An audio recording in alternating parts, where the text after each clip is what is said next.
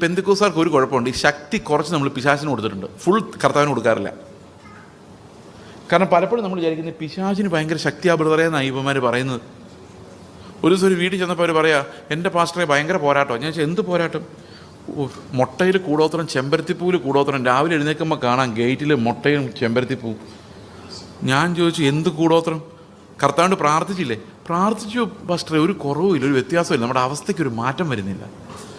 ഉപവാസം എടുത്ത് പ്രാർത്ഥിച്ചില്ലേ? പ്രാർത്ഥിച്ചു, എന്നിട്ടും പോകുന്നില്ല. ഇത് ഭയങ്കര കൂടോത്ര ശക്തിയാണ്. ഞാൻ പറയാം, എന്നാൽ ഞാനൊരു അഡ്വൈസ് തരാം. എന്തോ, നിങ്ങൾ കർത്താവിന് വേണ്ടിയിട്ട് അവരുടെ കൂടെ പോകും. ഇപ്പോൾ ശക്തി കൂടുതൽ അവർക്കാണല്ലോ, പിന്നെ നിങ്ങൾ കഷ്ടപ്പെട്ട് കർത്താവിനോട് നിൽക്കുന്നത് എന്തിനാ? കർത്താവ് വിചാരിച്ചിട്ട് ആ കൂടോത്രത്തെ അനക്കാൻ പറ്റുന്നില്ല. അപ്പം കൂടോത്രം ചെയ്തവൻ ആരാ?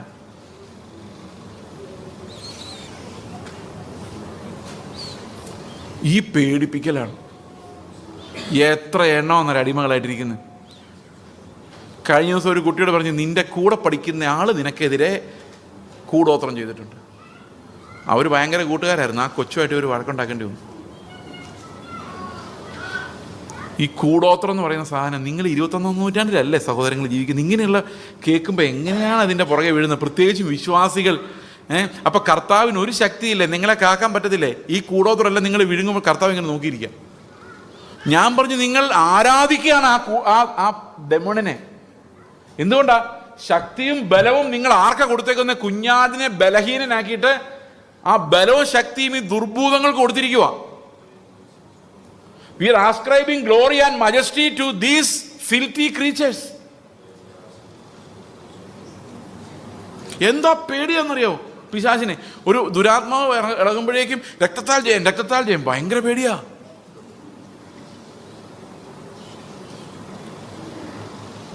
സാത്താനെ പേടിക്കുന്നുണ്ട്. 10,000-ലൊന്ന് പേടി കർത്താവിനെ ഉണ്ടായിരുന്നെങ്കിൽ നമ്മളൊക്കെ എപ്പോഴേ രക്ഷപ്പെട്ടു പോയി.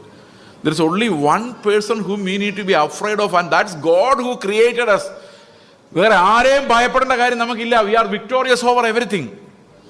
ചെന്നപ്പം അവിടെ ഇത് പറയുന്നവരെ വീടിൻ്റെ പടി കയറ്റരുത്. കാരണം ഈ കൂടോത്രം അവിടെ ഉണ്ടെന്ന് പറഞ്ഞു കഴിയുമ്പോൾ നാളെ തലവേദന വന്നാൽ അത് പ്രഷർ കൂടിയിട്ടോ അല്ലെങ്കിൽ ഉറക്കം കിട്ടാഞ്ഞിട്ടോ ആന്ന് ചിന്തിക്കില്ല, അത് മറ്റവൻ്റെ കൂടോത്രം ചിന്തിക്കും.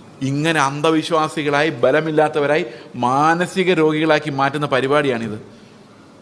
അതുകൊണ്ട് എപ്പോഴും പറയാ, കർത്താവിനെ വെല്ലുന്ന ഒരു ശക്തിയും ഈ ലോകത്തില്ല.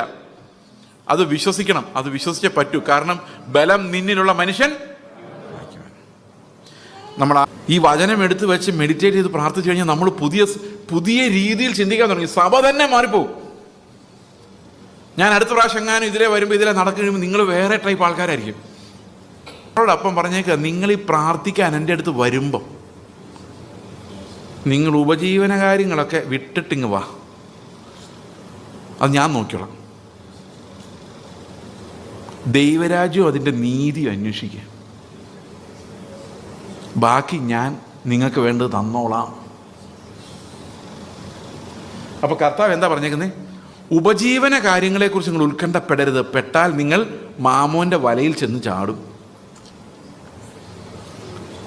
അതുകൊണ്ട് ഉപജീവന ചിന്തയിൽ ചെന്ന് ചാടാതെ നമ്മൾ എന്ത് ചെയ്യണം? അത് ദൈവത്തിൻ്റെ അടുത്തോട് കൊടുത്തിട്ട് വേണം. കർത്താവ്, നീ ആഹാരം തരുന്നില്ലേ? വേണ്ട, തിന്നുന്നില്ല, പട്ടിണി കിടന്ന് ചാവുമോ? ചത്ത ഞാൻ അങ്ങ് വന്നേക്കാം, പ്രശ്നമില്ല, കിട്ടിയില്ലേലും പ്രശ്നമില്ല. പക്ഷെ എനിക്ക് ആത്മാവില്ലാതെ പറ്റില്ല, ക്രിസ്തുവിൻ്റെ ജീവനില്ലാതെ പറ്റില്ല.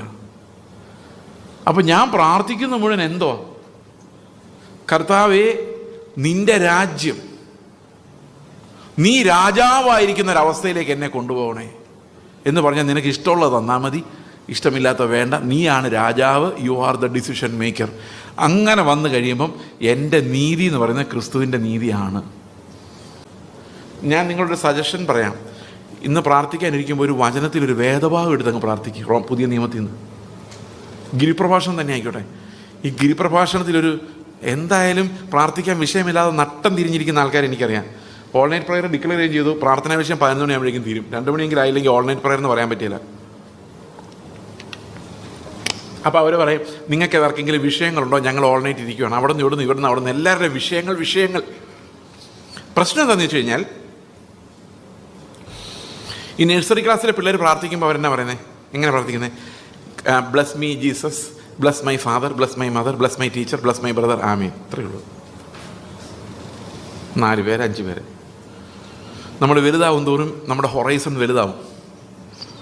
അപ്പോൾ അതിനകത്ത് ട്രംപ് മുതൽ പുട്ടിൻ തൊട്ട് മോഡി മുതൽ വലിയൊരു ലിസ്റ്റാവും. അത് 1 മണിക്കൂർ 2 മണിക്കൂറിൻ്റെ തീരെയല്ല. അമേരിക്കൻ ഇലക്ഷനെ ഓർത്ത് പ്രാർത്ഥിക്കുന്നു, ഇന്ത്യൻ ഇലക്ഷനെ ഓർത്ത് പ്രാർത്ഥിക്കുന്നു, സുവിശേഷത്തെ അനുകൂലിക്കുന്ന ഗവൺമെൻറ് ഉണ്ടാകാൻ വേണ്ടി പ്രാർത്ഥിക്കുന്നു. അതൊക്കെ കർത്താവ് ഓൾറെഡി തീരുമാനിച്ചിരിക്കുന്ന കാര്യമാണ്. നിങ്ങളുടെ കാര്യം നോക്ക്, നിങ്ങളാകെ കുഴപ്പത്തിലാണ്. നിങ്ങൾക്ക് ആത്മീക ജീവൻ ജീവിക്കാനുള്ള ഓക്സിജൻ പോലും ഇല്ല. അവിടെ ശ്വാസം മുട്ടി പഴഞ്ഞുകൊണ്ട് ദൂരെ എങ്ങാണ്ട് കിടക്കുന്ന ഒരാൾക്ക് വിദ്യാഭ്യാസം കിട്ടാൻ വേണ്ടി പ്രാർത്ഥിച്ചുകൊണ്ടിരിക്കുക. ഈ ആൾക്കാർ മണിക്കൂറുകൾ പ്രാർത്ഥിക്കുന്നുണ്ടെങ്കിൽ അതിൻ്റേതായ ഒരു മാറ്റം ഇവർക്കുണ്ടാകുന്നില്ല. കാരണം എന്താണെന്നറിയോ? എല്ലാം വിഷയങ്ങളാണ്. ദൈവത്തിൻ്റെ മുഖത്തേക്ക് നോക്കുന്നില്ല, കയ്യിലേക്കാണ് നോട്ടം മൊത്തം. നമ്മൾ അങ്ങോട്ടും ഇങ്ങോട്ട് ഫോൺ ചെയ്യുമ്പോൾ ആ ഒരു കൾച്ചർ ഉണ്ടാക്കിയെടുക്കാൻ ഭയങ്കര പാടാണ്. വചനം സംസാരിക്കുന്ന ഒരു കൾച്ചർ, അങ്ങോട്ടും ഇങ്ങോട്ടും ഫോൺ ചെയ്ത് വചനം സംസാരിച്ച് ആശ്വാസത്തിൻ്റെ വചനങ്ങൾ പറഞ്ഞ് ഒന്നിച്ച് പ്രാർത്ഥിച്ച് ദൈവം എന്തെങ്കിലും ആലോചന തന്നിട്ടുണ്ടെങ്കിൽ പങ്കുവെച്ച് ഒരു സ്പിരിച്വൽ ഇൻസൈറ്റ്. നമുക്കെല്ലാം കൃപാവരമുണ്ട്. നമ്മൾ സംസാരിച്ച് തുടങ്ങി നോക്കിയാൽ ദൈവം ഭയങ്കരമായിട്ട് നമ്മൾ ഉപയോഗിക്കും. നിങ്ങൾ അങ്ങനെ കോൺവെർസേഷൻ ഒന്ന് മാറ്റി പിടിച്ചു നോക്കി. ഞാനിപ്പോൾ നിങ്ങളോട് പറഞ്ഞില്ലേ, നിങ്ങളോട് സംസാരിക്കുമ്പോൾ ദൈവം എന്നോട് സംസാരിക്കുന്ന പോലെ നിങ്ങൾ വേറൊരാളോട് സംസാരിക്കുമ്പം നിങ്ങൾ സ്ട്രോങ് ആവും.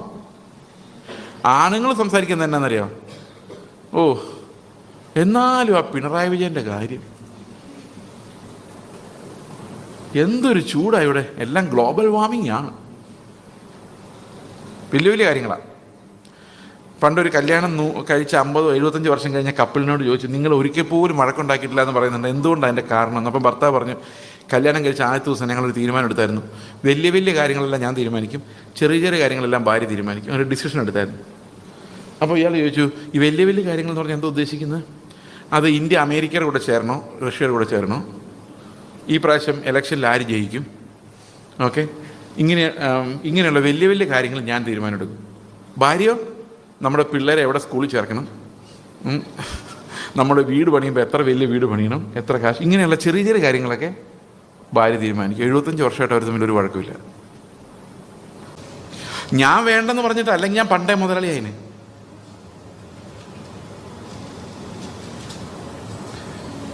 ഇത്രയും മീറ്റിംഗ്സ്, ഞാൻ ഒരു മീറ്റിംഗ് കഴിഞ്ഞ് അടുത്ത മീറ്റിംഗ് കഴിഞ്ഞ് അടുത്ത മീറ്റിംഗ് കഴിഞ്ഞ് അടുത്ത മീറ്റിംഗ് കഴിഞ്ഞിട്ടും ഞാൻ മുതലാളിയാകാത്തതിൻ്റെ കാരണം എനിക്ക് വേണ്ടാത്തതുകൊണ്ടാണ്, താല്പര്യമില്ലാത്തതുകൊണ്ടാണ്. എനിക്ക് അതും വെച്ചുകൊണ്ട് സുവിശേഷം പറയാൻ പറ്റാത്ത ഭാരം ഉള്ളതുകൊണ്ടാണ്.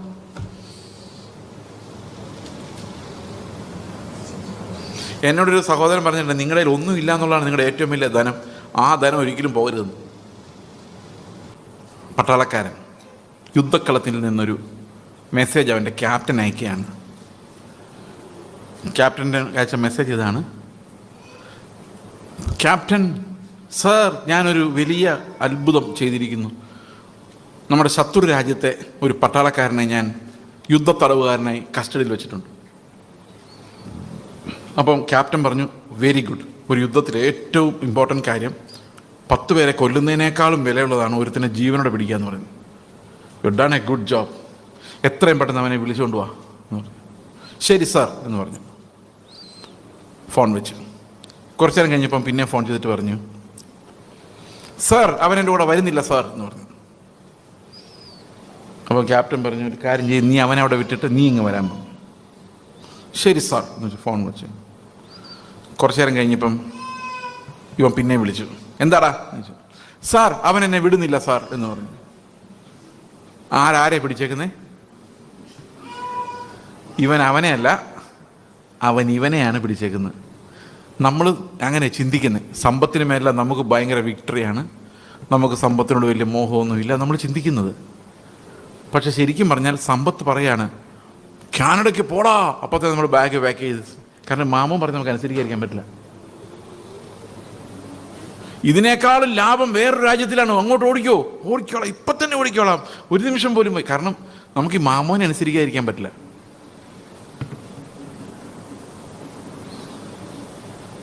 നമ്മൾ ചിന്തിക്കുന്ന മാമോനെ നമ്മൾ ജയിക്കുന്ന, പക്ഷെ മാമോന് നമ്മളെ വട്ടം കറക്കാനുള്ള പവറുണ്ട്, എങ്ങോട്ട് വേണേലും ഓടിക്കാം. പക്ഷെ നമ്മൾ ചിന്തിക്കും നമ്മൾ അതിനെയൊക്കെ ജയിച്ചിരിക്കുമെന്നാണ്. ഈ പട്ടാളക്കാരൻ്റെ വിക്ടറി പോലെയുള്ളൂ മിക്കവാറും നമ്മുടെ വിക്ടറികളൊക്കെ. അതുകൊണ്ട് മാമോൻ്റെ കൈ പെട്ടാൽ നമ്മൾ പെട്ടതാണ്, ഒന്ന് രക്ഷപ്പെടാൻ എളുപ്പമല്ല എന്ന് ഞാൻ അതുകൊണ്ടാണ് കർത്താവ് പറയുന്നത് ഈ രണ്ടിനെ സേവിക്കാൻ പോകരുത്. എൻ്റെ പ്രശ്നം രണ്ടിനെ പോയിട്ട് കർത്താവിന് ഇന്ന് ചിന്തിക്കുന്ന പോലുള്ള ആളുകൾ. മാമോൻ കൊണ്ടുത്തരുന്നു എന്നുള്ളൊരൊറ്റ സന്തോഷമാണ് കർത്താവിനോടുള്ളത്. കർത്താവ് നീ ഇല്ലായിരുന്നെങ്കിൽ ഈ മാമോനെ എവിടെ നിന്ന് കിട്ടിയേനെ? അതാണ് നമ്മുടെ ആകെയുള്ള ഒരു കർത്താവിനോടുള്ള സ്നേഹം. അപ്പോൾ കർത്താവ് പറയാണ്, നിങ്ങൾ ഉത്കണ്ഠ ഉണ്ടായാൽ, ഉപജീവന ചിന്ത ഉണ്ടായാൽ, ഭാരം, വിചാരപ്പെട്ടാൽ, വിഷയങ്ങളുണ്ടായാൽ, നമ്മൾ വിഷയങ്ങളുടെ കാര്യം പറയില്ല എപ്പോഴും, വിഷയങ്ങളുണ്ടായാൽ നിങ്ങൾ മാമോൻ്റെ പിന്നാലെ പോയിരിക്കും. ഇന്ന് പെട്ട് കഴിഞ്ഞാൽ ഇത് രക്ഷപ്പെടാൻ ഭയങ്കര പാടാണ്. ഈ മാമോൻ്റെ രുചി മനസ്സിലാക്കിയാൽ പിന്നെ അതിനകത്ത് വെളിയിൽ വരിക എന്ന് പറയുന്നത് അസാധ്യമാണ്.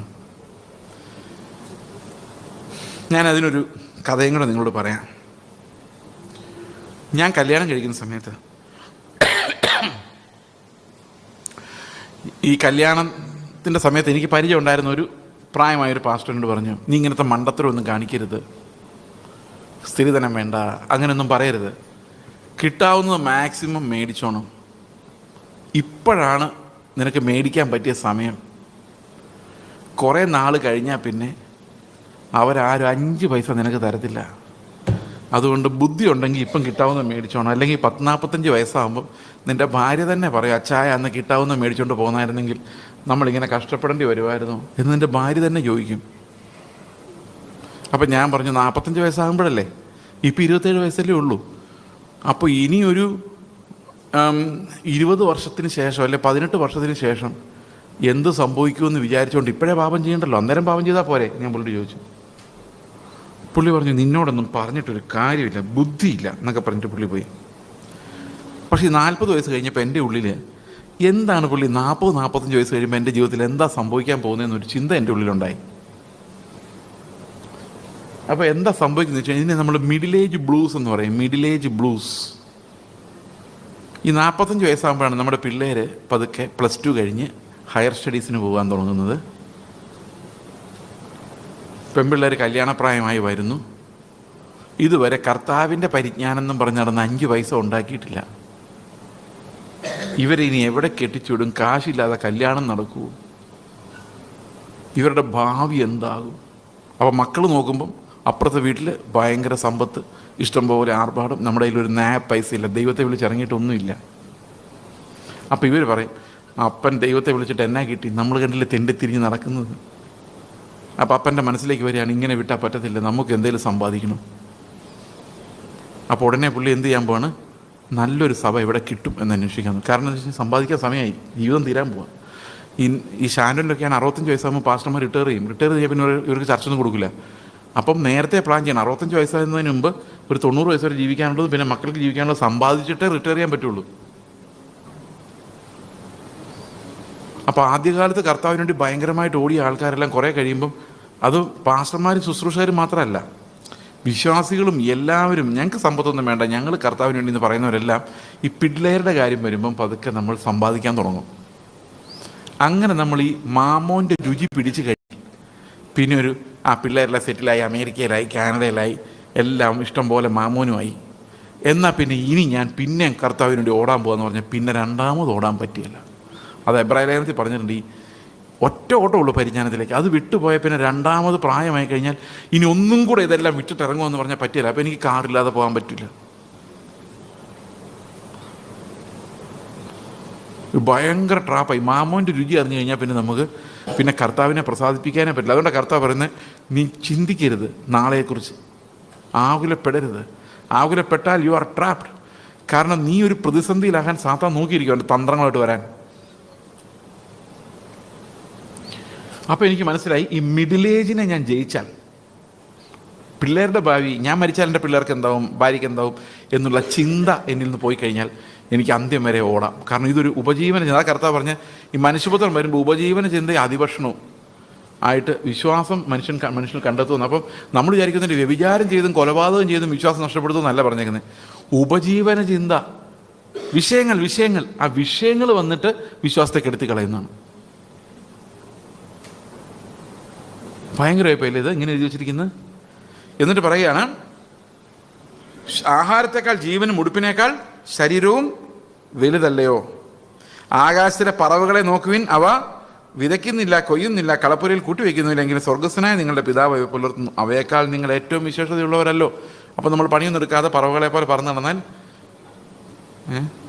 അങ്ങനെയാണോ? നമുക്കുള്ളതെല്ലാം ദൈവം എവിടെയെങ്കിലും കരുതിക്കോളും, അപ്പോൾ നമ്മളൊന്നും ചെയ്യണ്ട. അങ്ങനെയല്ല ഇവിടെ പറയുന്ന. ദൈവം നമുക്ക് വെച്ചിരിക്കുന്ന നമ്മൾ ചെയ്യുന്നു, പറവയ്ക്ക് വെച്ചിരിക്കുന്ന പറവ ചെയ്യുന്നു, ടെൻഷൻ അടിക്കുന്നില്ല. നമ്മൾ നമുക്ക് വെച്ചിരിക്കുന്ന ചെയ്യുന്നു, ടെൻഷൻ അടിക്കുന്നില്ല.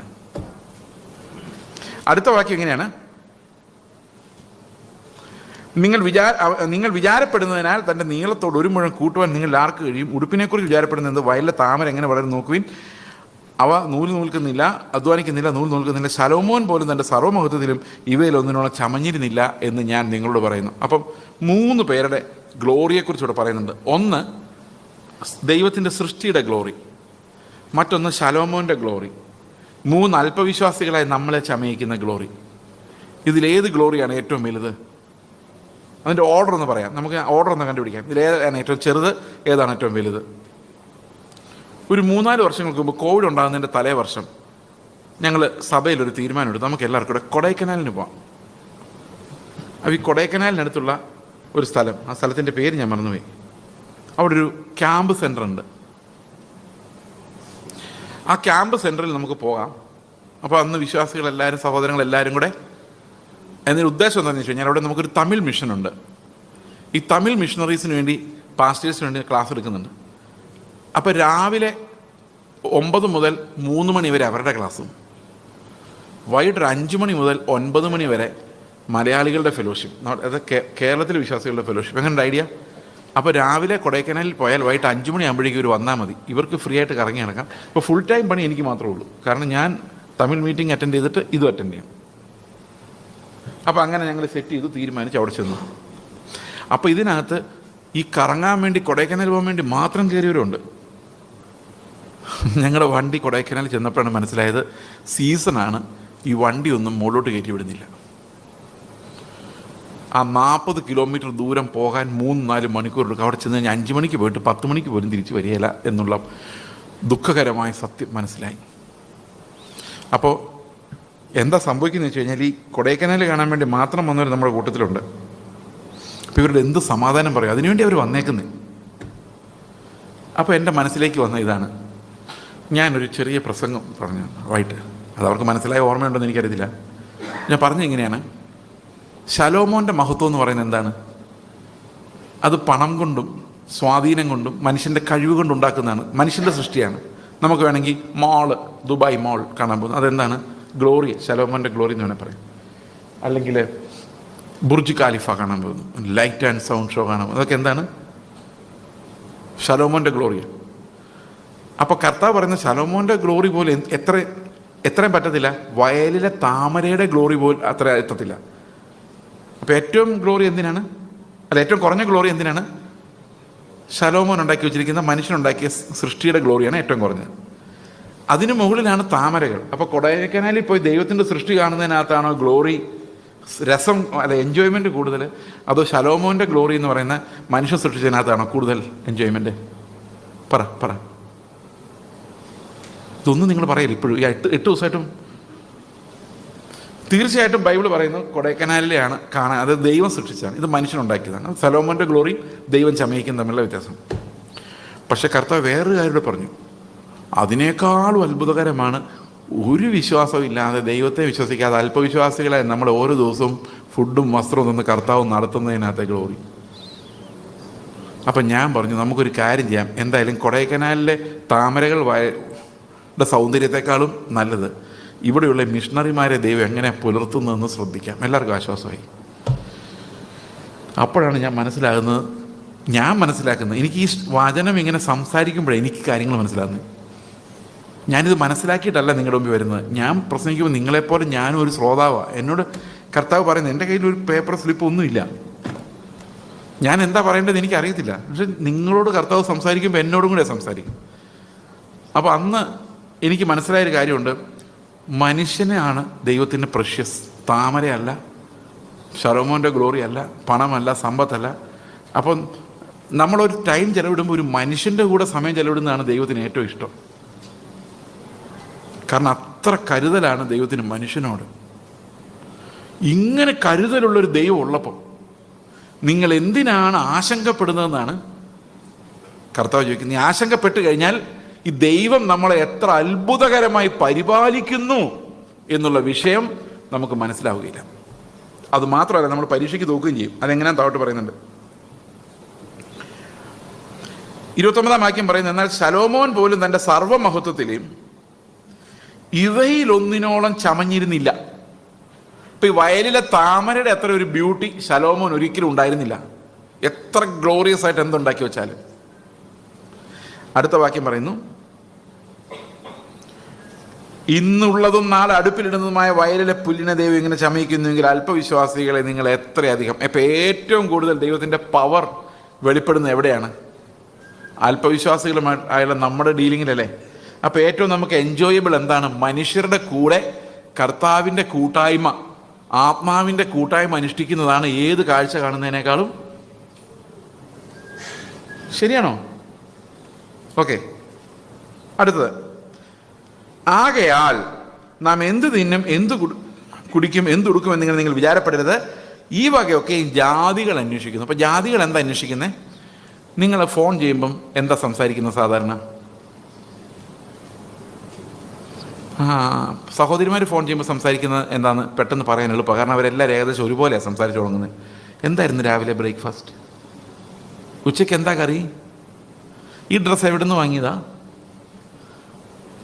ഇവിടെ എന്താ പറഞ്ഞേക്കുന്നത്? എന്ത് തിന്നും, എന്ത് കുടിക്കും, എന്തുടുക്കും.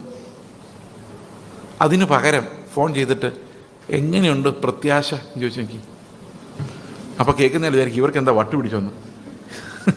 നമ്മുടെ കോൺവെർസേഷനിലൊന്നും വരാറില്ല. നമ്മുടെ കോൺവെർസേഷന് വരുന്നത് ഈ എന്ത് തിന്നും, എന്ത് കുടിക്കും, ജാതികളുടെ കാര്യങ്ങളല്ലേ. ശരിയല്ലേ? ഈ മലയാളികൾ ഭയങ്കര ഫുഡീസാണ്.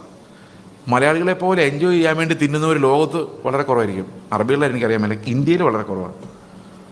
ഇന്ത്യയിൽ ആന്ധ്ര ചെന്ന് കഴിഞ്ഞാൽ ഒരു ചോറ് ഒരു കറി. നമ്മളിവിടെ കറി കണ്ടിട്ട് ചോറ് എവിടെയാണെന്ന് അറിയാൻ മേലാത്ത സ്ഥിതിയിലാണ് നമ്മൾ കൊടുക്കുന്നത്.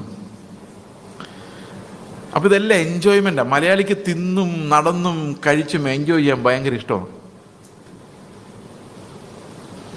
ഞാനെൻ്റെ അനുഭവം കൊണ്ട് പറയുന്നതാണ്. അപ്പോൾ ഈ ചോദ്യങ്ങൾ ഒഴിവാക്കിയിട്ട് ചോദ്യം ചോദിക്കും നമ്മൾ അങ്ങോട്ടും ഇങ്ങോട്ട് ഫോൺ ചെയ്യുമ്പോൾ. ആ ഒരു കൾച്ചർ ഉണ്ടാക്കിയെടുക്കാൻ ഭയങ്കര പാടാണ്. വചനം സംസാരിക്കുന്ന ഒരു കൾച്ചർ, അങ്ങോട്ടും ഇങ്ങോട്ടും ഫോൺ ചെയ്ത് വചനം സംസാരിച്ച് ആശ്വാസത്തിൻ്റെ വചനങ്ങൾ പറഞ്ഞ് ഒന്നിച്ച് പ്രാർത്ഥിച്ച് ദൈവം എന്തെങ്കിലും ആലോചന തന്നിട്ടുണ്ടെങ്കിൽ പങ്കുവെച്ച് ഒരു സ്പിരിച്വൽ ഇൻസൈറ്റ്. നമുക്കെല്ലാം കൃപാവരമുണ്ട്. നമ്മൾ സംസാരിച്ച് തുടങ്ങി നോക്കിയാൽ ദൈവം ഭയങ്കരമായിട്ട് നമ്മൾ ഉപയോഗിക്കും. നിങ്ങൾ അങ്ങനെ കോൺവെർസേഷൻ ഒന്ന് മാറ്റി പിടിച്ചു നോക്കി. ഞാനിപ്പോൾ നിങ്ങളോട് പറഞ്ഞില്ലേ, നിങ്ങളോട് സംസാരിക്കുമ്പോൾ ദൈവം എന്നോട് സംസാരിക്കുന്ന പോലെ നിങ്ങൾ വേറൊരാളോട് സംസാരിക്കുമ്പം നിങ്ങൾ സ്ട്രോങ് ആവും. ആണുങ്ങൾ സംസാരിക്കുന്നത് എന്നാന്നറിയാം. ഓ, എന്നാലും ആ പിണറായി വിജയൻ്റെ കാര്യം എന്തൊരു ചൂടാണ് ഇവിടെ. എല്ലാം ഗ്ലോബൽ വാർമിംഗ് ആണ്. വലിയ വലിയ കാര്യങ്ങളാണ്. പണ്ടൊരു കല്യാണം കഴിച്ച 50-75 വർഷം കഴിഞ്ഞ കപ്പിളിനോട് ചോദിച്ചു, നിങ്ങൾ ഒരിക്കൽ പോലും വഴക്കുണ്ടാക്കിയിട്ടില്ല എന്ന് പറയുന്നുണ്ട്, എന്തുകൊണ്ടാണ് അതിൻ്റെ കാരണം? അപ്പം ഭർത്താവ് പറഞ്ഞു, കല്യാണം കഴിച്ച ആദ്യത്തെ ദിവസം ഞങ്ങളൊരു തീരുമാനം എടുത്തായിരുന്നു. വലിയ വലിയ കാര്യങ്ങളെല്ലാം ഞാൻ തീരുമാനിക്കും, ചെറിയ ചെറിയ കാര്യങ്ങളെല്ലാം ഭാര്യ തീരുമാനിക്കും. ഒരു ഡിസിഷൻ എടുത്തായിരുന്നു. അപ്പോൾ ഇയാൾ ചോദിച്ചു, ഈ വലിയ വലിയ കാര്യങ്ങൾ എന്ന് പറഞ്ഞാൽ എന്താ ഉദ്ദേശിക്കുന്നത്? അത് ഇന്ത്യ അമേരിക്കയുടെ കൂടെ ചേരണോ, റഷ്യയുടെ കൂടെ ചേരണോ, ഈ പ്രാവശ്യം ഇലക്ഷനിൽ ആര് ജയിക്കും, ഓക്കെ, ഇങ്ങനെയുള്ള വലിയ വലിയ കാര്യങ്ങൾ ഞാൻ തീരുമാനമെടുക്കും. ഭാര്യയോ, നമ്മുടെ പിള്ളേരെ എവിടെ സ്കൂളിൽ ചേർക്കണം, നമ്മുടെ വീട് പണിയുമ്പോൾ എത്ര വലിയ വീട് പണിയണം, എത്ര കാശ്, ഇങ്ങനെയുള്ള ചെറിയ ചെറിയ കാര്യങ്ങളൊക്കെ ഭാര്യ തീരുമാനിക്കും. 75 വർഷമായിട്ട് അവർ തമ്മിൽ ഒരു വഴക്കമില്ല. ഓക്കെ, അപ്പോൾ ഞാൻ പറഞ്ഞു വരുന്നത്, നമ്മൾ ഈ ലോകത്തെക്കുറിച്ചുള്ള ചിന്തകൾ, മെഡിറ്റേഷൻസ്, കോൺവെർസേഷൻ, നമ്മുടെ ലൈഫ് കോൺവെർസേഷൻ, എക്സ്ചേഞ്ചസ് എന്ന് പറയുന്നത് FS ലേഖനം വായിക്കുമ്പോഴേ എല്ലാ എക്സാമ്പിളാണ് നമ്മളെ രക്ഷിച്ച് കൊണ്ടുപോകുന്നത്. ഭർത്താവ് ഭാര്യയോട് ചോദിക്കുകയാണ്, standard question in every home, എൻ്റെ കാറിൻ്റെ കീ എന്തിയെ? ഭാര്യ. ഇപ്പം എക്സ്ചേഞ്ച് തുടങ്ങി, രാവിലെ തന്നെ എക്സ്ചേഞ്ച് തുടങ്ങി, അങ്ങോട്ടും ഇങ്ങോട്ടും വിനിമയം. എവിടെയെങ്കിലും കൊണ്ട് കീ വെച്ചിട്ട് അതിൻ്റെ എല്ലാം പുറകെ ഞാൻ നടക്കും, എനിക്ക് 100,000 പണിയുണ്ട്, എവിടെയെങ്കിലും ഉണ്ട് നോക്ക്.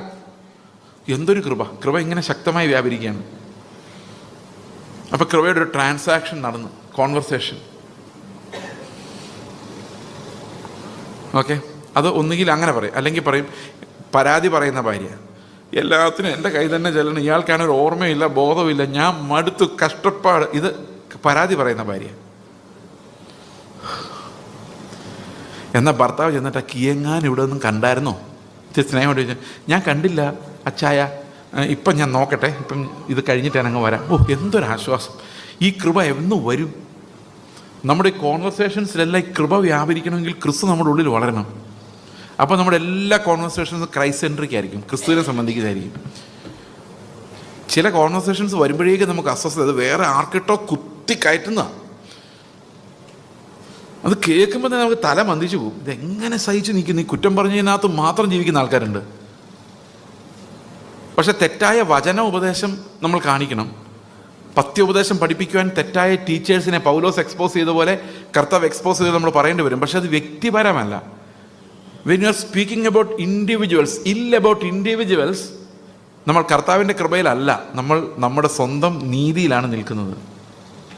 അപ്പോൾ ഇനി നിങ്ങൾ ശ്രദ്ധിക്കണം, നിങ്ങളുടെ വിചാരങ്ങൾ, ചിന്തകൾ, അത് ശ്രദ്ധിക്കണം എന്ന് ഞാൻ പറയാൻ കാരണം അതുകൊണ്ട് നന്നാവാനൊന്നും പോകുന്നില്ല, ജസ്റ്റ് ഹൃദയത്തിൽ സൂക്ഷിക്കുക. ഇനി ഒരു കോൺവെർസേഷനിൽ ഏർപ്പെടുമ്പം എങ്ങനെയെങ്കിലും ആ കോൺവെർസേഷൻ ബൈബിളിലേക്ക് തിരിച്ചു വിടണം. സഹോദരന്മാർ തമ്മിൽ സംസാരിക്കുമ്പോൾ വചനം, ഒരു ചിന്ത, ഒരു തോട്ട്, എത്ര രസമായിരിക്കും ആത്മീയ കൂട്ടായ്മ എന്ന് പറയുന്നത്. വേറൊന്നും സംസാരിക്കരുതെന്നതിനർത്ഥമില്ല, പക്ഷെ ഇതും കൂടെ അതിൻ്റെ കൂടെ ചെല്ലണം. ഓക്കെ, ഈ വകയൊക്കെ ജാതികൾ അന്വേഷിക്കുന്നു. ജാതികൾ എന്താ അന്വേഷിക്കുന്നത്? ജാതികൾ എന്തിനാണ് ജീവിക്കുന്നത്? എന്ത് തിന്നും, എന്ത് കുടിക്കും, എൻ്റെ പിള്ളേർ എന്ത് തിന്നും, എന്ത് കുടിക്കും, എന്തുടുക്കും, എവിടെ നല്ല സാരി മേടിക്കാൻ പറ്റും, ഏത് കടയാണ് നല്ലത്, ഇതൊക്കെ ആരന്വേഷിക്കുന്നത്?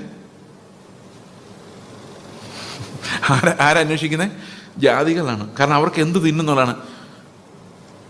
കല്യാണോ നാളെ വരണം കേട്ടോ, എന്താ ഫുഡ്? അപ്പോൾ ഫുഡിൻ്റെ സമയം വഴിക്ക് ചെല്ലണം. നമുക്ക് എങ്ങനെയെങ്കിലും ഫുഡാണ് അതിനകത്തെ കൺസേൺ. എല്ലാവരും അല്ല, കുറച്ച് പേര്.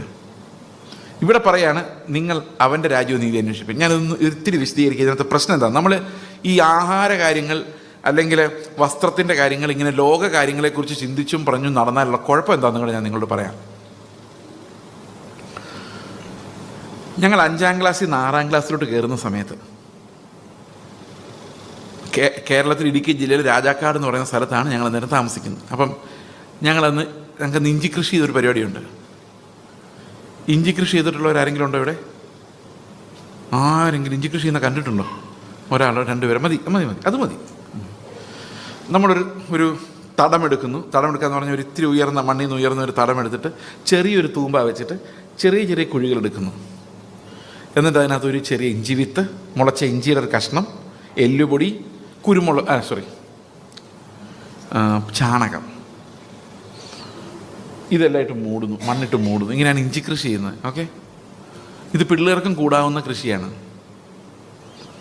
അപ്പം ഞങ്ങൾ 5ാം ക്ലാസ്സിൽ നിന്ന് 6ാം ക്ലാസ്സിലോട്ട് ജയിച്ചാൽ 4-ൽ നിന്ന് 5ലോട്ട് ജയിച്ച എൻ്റെ അനിയനും കൂടെ എല്ലുപൊടി എടുത്തുകൊണ്ട് ചെറിയ പാത്രത്തിനകത്ത് ഇത് കോരിയിടാൻ. അപ്പോൾ അവിടെ ആരെങ്കിലും കിളയ്ക്കാൻ ആരെങ്കിലും കാണും, വലിയ പണികൾ ചെയ്യാനൊക്കെ മുതിർന്ന ആൾക്കാരെല്ലാം കാണും. അപ്പം ഞങ്ങൾ ഇതിൻ്റെ കൂടെ അസിസ്റ്റ് ചെയ്യാൻ നടക്കും. ഒരു രസം.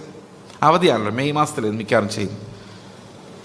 കുറച്ചു നേരം കഴിയുമ്പോൾ എൻ്റെ അപ്പം പറയും, കയറിപ്പോടാ, നീ ഇങ്ങനെയാണോടാ ചെയ്യുന്നത്? ചോദിക്കും. എന്ത് ചെയ്താലും വഴക്ക് പറയും. അതുകൊണ്ട് ഒരു പണിയും ചെയ്യാത്ത ഞാൻ ഇങ്ങനെ ആയിപ്പോയത്. അപ്പോൾ പോയിരുന്ന് പഠിക്കടാ എന്ന് പറയാം. അപ്പം മെയ് മാസത്തിൽ എന്തോ പഠിക്കാൻ? 5ാം ക്ലാസ് 6ാം ക്ലാസ്സിലോട്ട് കയറിയാൽ ജൂണിലെ സ്കൂൾ തുറക്കും. എന്താ പഠിക്കാനാന്ന് ചോദിച്ചാൽ ഓൾറെഡി 6ാം ക്ലാസ്സിൽ പുസ്തകം വീട്ടിലുണ്ട്, അത് പഠിക്കാനാ. അതുമാത്രമായിരുന്നു പണി, വേറെ ഒരു പണിയും ചെയ്യിപ്പിച്ചിട്ടില്ല. എന്ത് പണി എടുക്കാൻ പോയാലും എന്തെങ്കിലും പറഞ്ഞ് കയറ്റിവിടും. അപ്പം ഞാൻ എൻ്റെ അപ്പനോട് ചോദിക്കുകയാണെന്ന് വെച്ചോ, ചോദിച്ചടി ബഹളം ഉണ്ടായേനെ, ഞാൻ ചോദിക്കാമെന്ന് വെച്ചോ, ഞാൻ ഈ ഇഞ്ചി ഇവിടെ വെച്ചില്ല, എല്ലുപൊടി ഇട്ടില്ലെങ്കിൽ നമ്മളെങ്ങനെ ജീവിക്കും? ജീവിക്കണമെങ്കിൽ അധ്വാനിക്കണ്ടേ? ഞാൻ ഇതുമായിട്ട് നടന്നാലല്ലേ ഈ പരിപാടി നടക്കുകയുള്ളൂ എന്ന് ഞാൻ ചോദിച്ചായിരുന്നെങ്കിൽ എൻ്റെ അപ്പൻ എന്നാ പറഞ്ഞേനെ? നീ അധ്വാനിച്ചിട്ടാണോടാ ഇവിടെ ചെലവിന് കൊടുക്കുന്ന, മര്യാദയ്ക്ക് പോയിരുന്ന് പഠിക്കണമെന്ന് പറയലേ? പറയോ? അപ്പം എനിക്ക് അപ്പനില്ലെങ്കിലോ? ഞാൻ പണിയേണ്ടി വരും, ഇവിടെ മാത്രമല്ല, അടുത്ത വീട്ടിലും പണിയേണ്ടി വരും. സ്കൂളിൽ പോടാ പഠിക്കടാ എന്ന് പറയാൻ ആരും ഉണ്ടാവില്ല. അപ്പോൾ എനിക്ക് അധ്വാനിക്കാതിരിക്കാൻ പറ്റില്ല. ജാതികൾക്ക് അതുകൊണ്ട് ആഹാരത്തിന് എന്ത് കഴിക്കണം, വസ്ത്രം എന്ത് കൊടുക്കണമെന്ന് ചിന്തിച്ചേ പറ്റുള്ളൂ. കാരണം അവർ അപ്പനെ തിരിച്ചറിയുന്നില്ല. പക്ഷെ നമ്മളോട് അപ്പം പറഞ്ഞേക്കുക, നിങ്ങൾ ഈ പ്രാർത്ഥിക്കാൻ എൻ്റെ അടുത്ത് വരുമ്പം നിങ്ങൾ ഉപജീവന കാര്യങ്ങളൊക്കെ വിട്ടിട്ടിങ് വാ, അത് ഞാൻ നോക്കിയോളാം. ദൈവരാജ്യവും അതിൻ്റെ നീതിയും അന്വേഷിക്കുക. ബാക്കി ഞാൻ നിങ്ങൾക്ക് വേണ്ടത് തന്നോളാം. അപ്പോൾ കർത്താവ് എന്താ പറഞ്ഞേക്കുന്നത്? ഉപജീവന കാര്യങ്ങളെക്കുറിച്ച് നിങ്ങൾ ഉത്കണ്ഠപ്പെടരുത്. പെട്ടാൽ നിങ്ങൾ മാമോൻ്റെ വലയിൽ ചെന്ന് ചാടും. അതുകൊണ്ട് ഉപജീവന ചിന്തയിൽ ചെന്ന് ചാടാതെ നമ്മൾ എന്ത് ചെയ്യണം? അത് ദൈവത്തിൻ്റെ അടുത്തോട് കൊടുത്തിട്ട് വേണം, കർത്താവ് നീ ആഹാരം തരുന്നില്ലേ? വേണ്ട, തിന്നുന്നില്ല, പട്ടിണി കിടന്ന് ചാവുമോ? ചത്ത ഞാൻ അങ്ങ് വന്നേക്കാം, പ്രശ്നമില്ല, കിട്ടിയില്ലേലും പ്രശ്നമില്ല. പക്ഷെ എനിക്ക് ആത്മാവില്ലാതെ പറ്റില്ല, ക്രിസ്തുവിൻ്റെ ജീവനില്ലാതെ പറ്റില്ല. അപ്പം ഞാൻ പ്രാർത്ഥിക്കുന്ന മുഴുവൻ എന്തോ, കർത്താവേ നിന്റെ രാജ്യം, നീ രാജാവായിരിക്കുന്ന ഒരവസ്ഥയിലേക്ക് എന്നെ കൊണ്ടുപോകണേ എന്ന് പറഞ്ഞാൽ നിനക്ക് ഇഷ്ടമുള്ളത് തന്നാൽ മതി, ഇഷ്ടമില്ലാത്ത വേണ്ട, നീയാണ് രാജാവ്, you are the decision maker. അങ്ങനെ വന്നു കഴിയുമ്പം എൻ്റെ നീതി എന്ന് പറയുന്നത് ക്രിസ്തുവിൻ്റെ നീതിയാണ്. ഗിരിപ്രഭാഷണം ഇഷ്ടപ്പെട്ടോ? മുമ്പേ അവൻ്റെ രാജ്യം പോയിരുന്ന് പഠിക്കടാ എന്ന് പറയുന്നവരാ. നീ പോയി രാജ്യവും നീ അന്വേഷിക്കുക. എനിക്ക് ആ ഡ്രസ്സ്, ഈ സാരി, ആ കാറ്, ആ വീട്, ആ ജോലി, നിനക്ക് വേണ്ടത് എന്താണെന്ന് നീ പറയുന്നതിന് മുമ്പേ എനിക്കറിയാം. ആ കാര്യം ഞാൻ നോക്കിയോളാം, നീ എൻ്റെ കാര്യം നോക്ക്. അപ്പോൾ നമ്മുടെ പ്രാർത്ഥനകൾ മുഴുവൻ മാറി. ഒരു ദിവസം ഞാൻ ട്രിവാൻഡ്രത്തൊരു വീട്ടിൽ രാത്രി 3 മണി വരെ ബൈബിൾ സ്റ്റഡി അല്ല, സംശയം ചോദിച്ചു രാത്രി 3 മണി വരെ കഴിഞ്ഞ് ഞാൻ ഒന്ന് മയങ്ങി 4 മണിക്ക് എഴുന്നേറ്റ് വേണാട് എക്സ്പ്രസ്സിൽ കയറി, 5 മണിക്കുള്ള വേണാട് എക്സ്പ്രസ്സിൽ കയറി തിരുവല്ലായി വന്നിറങ്ങി. തിരുവല്ല ഒരു ചർച്ചിൽ അന്ന് പ്രസംഗിക്കേണ്ടത്. അന്നേരം ഫോൺ വന്നു ട്രിവാൻഡ്രത്ത്. അവർ ഉറങ്ങിയിട്ടില്ല. അവർ രാവിലെ പ്രാർത്ഥിക്കാനിരുന്നപ്പോൾ പ്രാർത്ഥിക്കാൻ പറ്റുന്നില്ല. കാരണം ഒരു പ്രാർത്ഥിക്കുക, കർത്താവേ എനിക്കൊരു ജോലി തരണേ എന്ന് പറയുമ്പോൾ കർത്താവ് നീ മൈൻഡ് ഞാൻ തന്നോളാം നിൻ്റെ സമയത്ത്, നീ ടെൻഷൻ അടിക്കണ്ട, വിട്ടേക്ക് ഉപജീവന ചിന്ത, ഞാൻ തരാം. അത് നീ എൻ്റെ പുറകെ ബ്രേക്ക്ഫാസ്റ്റ് എന്ന് പറഞ്ഞുകൊണ്ട് നടക്കണ്ട. നീ എൻ്റെ രാജ്യം നീ തന്നെ. അപ്പോൾ അവർക്കൊന്നും പ്രാർത്ഥിക്കാൻ പറ്റുന്നില്ല. എന്നോട് പറഞ്ഞു, എൻ്റെ പാസ്റ്ററെ ഒന്നുകൂടെ തിരിച്ചു പോവാൻ, ഞങ്ങൾക്കൊന്നും പ്രാർത്ഥിക്കാനില്ല. കാരണം വിഷയങ്ങൾ മുഴുവൻ പോയി. വിഷയത്തിന് നടുവിൽ ഇറങ്ങി വരാൻ കർത്താവ് നോക്കുമ്പോൾ വിഷയങ്ങളില്ല. ഇത്തിരി വെള്ളം.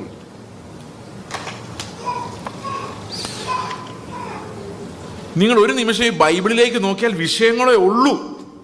അതെല്ലാം ആത്മീകമാണ്. ഒരു വാക്യമാണ്. ഇപ്പം നമ്മൾ വായിച്ച വാക്യം, നിങ്ങൾ എന്ത് തിന്നുമെന്ന് വിചാരപ്പെടരുത്. അപ്പം ഞാൻ കർത്താവിൻ്റെ ചോദിക്കുക, കർത്താവേ ആ വിചാരം എൻ്റെ ഉള്ളിലുണ്ടാവില്ല. പ്രെയർ എന്ന് പറഞ്ഞു കഴിഞ്ഞാൽ ഇത് മുഴുവൻ പ്രെയറാണ്. ഞാൻ നിങ്ങളുടെ സജഷൻ പറയാം. ഇന്ന് പ്രാർത്ഥിക്കാനിരിക്കുമ്പോൾ ഒരു വചനത്തിലൊരു വേദഭാഗം എടുത്തങ്ങ് പ്രാർത്ഥിക്കുക. പുതിയ നിയമത്തിൽ നിന്ന് ഗിരിപ്രഭാഷണം തന്നെ ആയിക്കോട്ടെ. ഈ ഗിരിപ്രഭാഷണത്തിലൊരു എന്തായാലും പ്രാർത്ഥിക്കാൻ വിഷയമില്ലാതെ നട്ടം തിരിഞ്ഞിരിക്കുന്ന ആൾക്കാർ എനിക്കറിയാം. ഓൾ നൈറ്റ് പ്രയർ ഡിക്ലെയർ ചെയ്തു, പ്രാർത്ഥനാ വിഷയം 11 മണിയാകുമ്പോഴേക്കും തീരും. 2 മണിയെങ്കിലും ആയില്ലെങ്കിൽ ഓൾ നൈറ്റ് പ്രയർ എന്ന് പറയാൻ പറ്റില്ല. അപ്പോൾ അവർ പറയും, നിങ്ങൾക്ക് ഏതാർക്കെങ്കിലും വിഷയങ്ങളുണ്ടോ? ഞങ്ങൾ ഓൾ നൈറ്റ് ഇരിക്കുകയാണ്. അവിടെ നിന്ന് ഇവിടുന്ന് എല്ലാവരുടെയും വിഷയങ്ങൾ. പ്രശ്നം എന്താണെന്ന് വെച്ച് കഴിഞ്ഞാൽ, ഈ നഴ്സറി ക്ലാസ്സിലെ പിള്ളേർ പ്രാർത്ഥിക്കുമ്പോൾ അവരെന്നാ പറയുന്നത്? എങ്ങനെ പ്രാർത്ഥിക്കുന്നത്? Bless me Jesus, bless my father, bless my mother, bless my teacher, bless my brother, ആമീൻ. ഇത്രയേ ഉള്ളൂ. 4 പേര് 5 പേര്. നമ്മൾ വലുതാവും തോറും നമ്മുടെ ഹൊറൈസൺ വലുതാവും. അപ്പോൾ അതിനകത്ത് ട്രംപ് മുതൽ പുട്ടിൻ തൊട്ട് മോഡി മുതൽ വലിയൊരു ലിസ്റ്റാവും. അത് 1 മണിക്കൂർ 2 മണിക്കൂറിൻ്റെ തീരെയല്ല. അമേരിക്കൻ ഇലക്ഷനെ ഓർത്ത് പ്രാർത്ഥിക്കുന്നു, ഇന്ത്യൻ ഇലക്ഷനെ ഓർത്ത് പ്രാർത്ഥിക്കുന്നു, സുവിശേഷത്തെ അനുകൂലിക്കുന്ന ഗവൺമെൻറ് ഉണ്ടാകാൻ വേണ്ടി പ്രാർത്ഥിക്കുന്നു. അതൊക്കെ കർത്താവ് ഓൾറെഡി തീരുമാനിച്ചിരിക്കുന്ന കാര്യമാണ്. നിങ്ങളുടെ കാര്യം നോക്ക്, നിങ്ങളാകെ കുഴപ്പത്തിലാണ്. നിങ്ങൾക്ക് ആത്മീക ജീവൻ ജീവിക്കാനുള്ള ഓക്സിജൻ പോലും ഇല്ല. അവിടെ ശ്വാസം മുട്ടി പഴഞ്ഞുകൊണ്ട് ദൂരെ എങ്ങാണ്ട് കിടക്കുന്ന ഒരാൾക്ക് വിദ്യാഭ്യാസം കിട്ടാൻ വേണ്ടി പ്രാർത്ഥിച്ചുകൊണ്ടിരിക്കുക.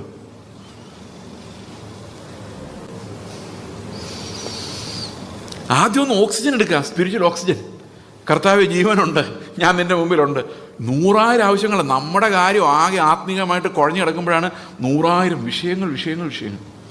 അപ്പോൾ ഈ ആൾക്കാർ മണിക്കൂറുകൾ പ്രാർത്ഥിക്കുന്നുണ്ടെങ്കിൽ അതിൻ്റേതായ ഒരു മാറ്റം ഇവർക്കുണ്ടാകുന്നില്ല.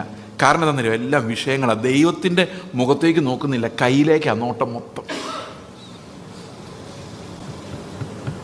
അപ്പോൾ അതിനകത്ത് ഞാൻ മാത്രമല്ലെന്നേ ഉള്ളൂ. പിള്ളേർക്കാണ് ഇത് മടുപ്പായി പ്രാർത്ഥന. കാരണം ഈ പിള്ളേർക്ക് നിങ്ങൾ പറയുന്ന മോഡിയും പുട്ടിനൊന്നും അറിയാൻ മേലെ, താല്പര്യമില്ല. ഇവരുമായിട്ട് ക്രിക്കറ്റ് മാച്ച് കാണാമെന്ന് വിചാരിച്ചുകൊണ്ടിരിക്കുമ്പോഴായിരിക്കും ഞാൻ പറഞ്ഞത് ബാ പ്രാർത്ഥിക്കാം. ഇതിന് TV ഓഫ് ചെയ്തിട്ട് 5 മിനിറ്റ് കൊണ്ട് തീരുമായിരിക്കും എന്ന് പറഞ്ഞാൽ വരുന്നത്. ഇവർ വന്നിരുന്ന് കഴിഞ്ഞാൽ ഇത് തീരുമോ? ഇത് തീരില്ല. ഇതിങ്ങനെ കാണ്ഡമായിട്ട് ഇങ്ങനെ കിടക്കുകയാണ് പ്രാർത്ഥന. ഇതിങ്ങനെ പരന്നു പോകുന്നതിന് പകരം ആഴത്തിലേക്ക് ഇറങ്ങിക്കഴിഞ്ഞാൽ നമ്മൾ രൂപാന്തരപ്പെടും. അങ്ങോട്ട് പിശാച് നമ്മളെ കൊണ്ടുപോകില്ല. ഈ വചനം എടുത്ത് വെച്ച് മെഡിറ്റേറ്റ് ചെയ്ത് പ്രാർത്ഥിച്ചു കഴിഞ്ഞാൽ നമ്മൾ പുതിയ രീതിയിൽ ചിന്തിക്കാൻ തുടങ്ങി. സഭ തന്നെ മാറിപ്പോവും. ഞാൻ അടുത്ത പ്രാവശ്യം എങ്ങാനും ഇതിലെ വരുമ്പോൾ ഇതിലെ നടക്കുമ്പോൾ നിങ്ങൾ വേറെ ടൈപ്പ് ആൾക്കാരായിരിക്കും. ഒന്നും ചെയ്യണ്ട, ഈ വചനം വായിച്ച് പ്രാർത്ഥിച്ചു ഗിരിപ്രഭാഷണം തുടങ്ങിക്കോ. കർത്താവ് വന്നില്ല, നമുക്ക് പിന്നെ എപ്പോഴേലും കാണുമ്പം നമുക്ക് ആ വ്യത്യാസം മനസ്സിലാക്കാം. നമ്മുടെ പ്രെയർ മാറുന്നതോടെ നമ്മൾ മുഴുവൻ മാറും.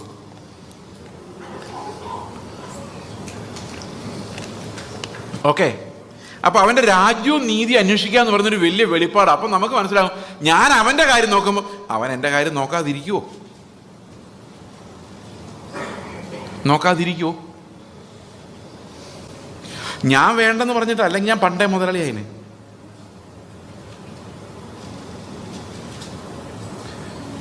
ഇത്രയും മീറ്റിംഗ്സ്, ഞാൻ ഒരു മീറ്റിംഗ് കഴിഞ്ഞ് അടുത്ത മീറ്റിംഗ് കഴിഞ്ഞിട്ടും ഞാൻ മുതലാളിയാകാത്തതിൻ്റെ കാരണം എനിക്ക് വേണ്ടാത്തതുകൊണ്ടാണ്, താല്പര്യമില്ലാത്തതുകൊണ്ടാണ്.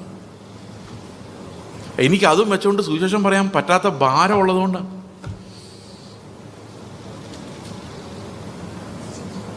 എന്നോടൊരു സഹോദരൻ പറഞ്ഞിട്ടുണ്ട്, നിങ്ങളുടെ കയ്യിൽ ഒന്നും ഇല്ല എന്നുള്ളതാണ് നിങ്ങളുടെ ഏറ്റവും വലിയ ധനം. ആ ധനം ഒരിക്കലും പോകരുതെന്ന്. അതാണ് എൻ്റെ പവർ. അതുകൊണ്ട് അത് വേണ്ടാന്ന് വെച്ചിട്ടാണ് ഇല്ലാത്തത്, അല്ലാതെ കിട്ടാത്തതല്ല. ദൈവം തരാതിരിക്കുന്നില്ല, പക്ഷേ ദൈവം തരുന്ന അനുഗ്രഹങ്ങൾ ഒഴുകിക്കൊണ്ടിരിക്കുമ്പോഴാണ് ദൈവത്തിന് മഹത്വം ഉണ്ടാകുന്നത്. അത് ഒഴുകിക്കൊണ്ടേയിരിക്കണം, എങ്ങും അണകെട്ടി നിർത്താതെ ഒഴുകിക്കൊണ്ടിരിക്കുമ്പോൾ അത് എത്ര വലിയ മഹത്വമായിരിക്കും. നമ്മൾ കർത്താവിൻ്റെ രാജ്യത്തിൽ ജീവിക്കുന്നവരായിട്ട് മാറും. അടുത്ത വാക്യം, അതോടുകൂടി ഇതൊക്കെ നിങ്ങൾക്ക് കിട്ടും. അപ്പോൾ ആൾക്കാർ പറയുന്നത് കണ്ട, അതോടുകൂടി സർവവും. പല ആൾക്കാർ സർവവും എന്നാണ് വായിക്കുന്നത്, പക്ഷെ സർവവും എന്നല്ല, ഇതൊക്കെയാ. എന്തൊക്കെയാ? എന്ത് തിന്നും, എന്ത് കുടിക്കും, എന്തുടുക്കും എന്ന് വിചാരപ്പെടരുത്. ഇതൊക്കെ.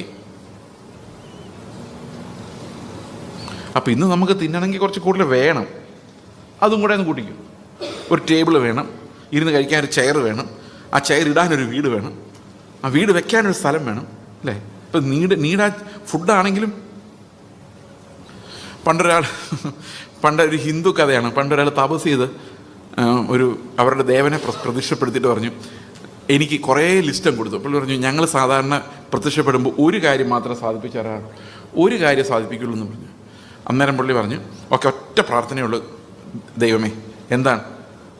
ഒരു വലിയ വീട്ടിൽ, ഇഷ്ടംപോലെ സമൃദ്ധിയുള്ളൊരു വീട്ടിൽ ഞാനും എൻ്റെ ഭാര്യയും കൂടെ ഞങ്ങളുടെ പിള്ളേരും കൊച്ചുമക്കളുമായിട്ട് എല്ലാം സന്തോഷമായിട്ടിരുന്ന് ജീവിതകാലം മുഴുവൻ ആഹാരം കഴിച്ച് ആനന്ദത്തോടെ ജീവിക്കാൻ സാധിക്കണം. ഒറ്റ പ്രാർത്ഥന ഇഷ്ടം. അതിനകത്ത് എന്തെല്ലാം ഉണ്ട്?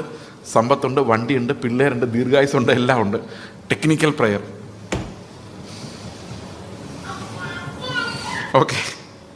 ഓക്കെ. അപ്പോൾ ജാതികൾ ഇതെല്ലാം അന്വേഷിക്കുന്നു. കാരണം അവർക്ക് അപ്പനില്ല. അപ്പനുണ്ടെങ്കിലും അപ്പനെ തിരിച്ചറിയുന്നില്ല. അവരധ്വാനിക്കും, അവർ ജീവിച്ച് അത് നാളത്തെ കരുതി വയ്ക്കുന്നു. കാരണം അവർ സമ്പാദിക്കുന്ന നാളെ ഇവരുടെ ആരോഗ്യം പോയാൽ എന്നാ ചെയ്യുന്നേ? നിങ്ങൾ പറ. ഇന്ന് ഞാൻ അധ്വാനിച്ച് നാളെ എനിക്ക് ആരോഗ്യമില്ലെങ്കിൽ എങ്ങനെ അധ്വാനിക്കും, എങ്ങനെ ജീവിക്കും? കർത്താവുണ്ട്. ഏത് കർത്താവ്? എവിടെ കർത്താവ്? അവർക്കതൊന്നും അറിയാൻ മേല. അതുകൊണ്ട് അവരെന്ത് ചെയ്യും? അവർ കരുതി വെച്ചേ പറ്റൂ. നമുക്ക് എന്ത് വേണ്ട? കരുതി വെക്കേണ്ട എന്നല്ല ഞാൻ പറയുന്നത്, ആകുലപ്പെടണ്ട.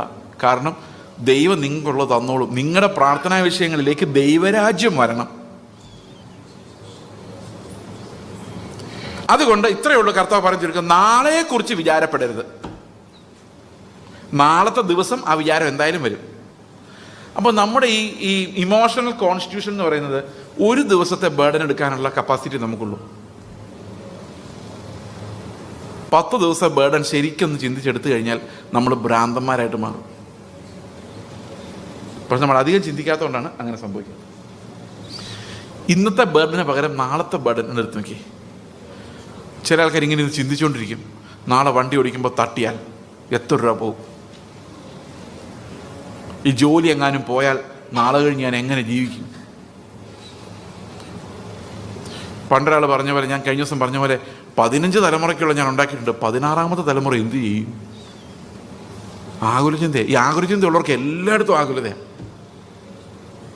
അയാൾ എന്നെ ഇന്ന് പാസ്റ്റർ നോക്കിയിട്ട് എന്നെ ചിരിക്കാതെ പോയി. എൻ്റെ എന്തോ കുഴപ്പം പുള്ളിക്ക് മനസ്സിലായിട്ടുണ്ട്, എന്തോ പിണക്കം ഉണ്ടായിരിക്കും. പാവം പാസ്റ്റർ വേറെ എന്തോ ആലോചിച്ചുകൊണ്ട് കരഞ്ഞുകൊണ്ട് പോയത്, അത് പുള്ളിക്കറിയാൻ വേണ്ടി. ഇപ്പം ആകുലചിന്തയുള്ളവർക്ക് സകലതും ആകുലചിന്തയാണ്. ഓക്കെ, അപ്പം നിങ്ങൾ ആകുലപ്പെടരുത്. ഓരോ ദിവസവും അതിന് വേണ്ട ആകുലചിന്ത സഹിതം ഒരു പാക്കേജായിട്ടാണ് വരുന്നത്. ആകുലചിന്തയല്ല, ബുദ്ധിമുട്ടുകളും കഷ്ടതകളും ആവശ്യങ്ങളും എല്ലാമായിട്ടാണ് ഓരോ ദിവസവും വരുന്നത്. ഓരോ ദിവസവും നിങ്ങൾ പിതാവിനെ ട്രസ്റ്റ് ചെയ്താൽ മതി എന്നാണ് കർത്താവ് പറയുന്നത്. അപ്പോൾ ഇത് എന്തിനാ ഇങ്ങനെ പറയുന്നതെന്ന് വെച്ച് കഴിഞ്ഞാൽ, ഇത് നമ്മളെ എല്ലാവരെയും എന്താ പറയുന്നത്, ഒരു പ്രത്യേക രീതിയിലാക്കാൻ വേണ്ടിയല്ല. നമുക്ക് ദൈവരാജ്യത്തിലേക്ക് പ്രവേശിക്കാൻ, ദൈവത്തിൻ്റെ രാജ്യത്വത്തിൻ്റെ കീഴിലേക്ക് വരാൻ ഈ ഒരു ട്രാൻസ്ഫോർമേഷൻ നമുക്ക് ആവശ്യമാണ്. അല്ല, നമ്മൾ പ്രാർത്ഥിക്കുമ്പോൾ എല്ലാം വിടുതലെടുക്കുന്നു, കർത്താവ് വിടുതലെടുക്കുന്നു, യേശുവിൻ്റെ നാമത്തിൽ വിടുതലെടുക്കുന്നു. ഇത് അതിഭാഷണമാണ്, പറഞ്ഞുകൊണ്ടിരിക്കുക. കർത്താവ് പറഞ്ഞു, വിടുതലെടുത്താ ഞാൻ ക്രൂശിൽ നിനക്ക് ഓൾറെഡി വിടുതലെടുത്തു. അതൊന്നും ഞാൻ കേൾക്കുന്നില്ല. വിടുതലെടുക്കുന്നു കർത്താവ് ഇന്ന് രാത്രികാലം. ഇന്ന് രാത്രി അല്ല, 2000 വർഷങ്ങൾക്ക് മുമ്പ് വിടുതൽ കിട്ടിയത് നമ്മൾ വിശ്വസിച്ചാൽ മതി. യേശുക്രിസ്തു കാൽവരി ക്രൂശിൽ എല്ലാ വിടുതലും നമുക്ക് തന്നിട്ടുണ്ട്. ഇനി പാരമ്പര്യ ശാപവും ഇല്ല, ഒന്നുമില്ല. കർത്താവ് തന്നെ പറഞ്ഞിട്ടുണ്ട് യിരെമ്യാ പ്രവാചകന്റെ പുസ്തകത്തിൽ. എന്താ പറയുന്നത്? അപ്പന്മാർ പച്ചമുന്തിരിങ്ങ തിന്നു, മക്കളുടെ പല്ല് പൊളിച്ചുവെന്ന് അന്നാളിൽ ഇനി ആരും പറയുകയില്ല, കാരണം ഞാനൊരു പുതിയ നിയമം ചെയ്യാൻ പോവുകയാണ്. പുതിയ നിയമം ചെയ്തു കഴിഞ്ഞാൽ ആരും പറയരുത് അപ്പൻ പച്ചമുന്തിരിങ്ങ തിന്നു, മക്കളുടെ നാവ് പൊളിച്ചു എന്ന് പറയരുത്. കാരണം മുന്തിരിങ്ങ തിന്നുന്നവന്റെ പല്ലേ പുളിക്കുകയുള്ളൂ. യിരെമ്യാ പ്രവാചകന്റെ പുസ്തകം 31-ാം അധ്യായം 28 മുതലുള്ള വാക്യങ്ങൾ പുതിയ നിയമത്തെക്കുറിച്ചുള്ള പ്രവചനമാണ്. ഓക്കെ,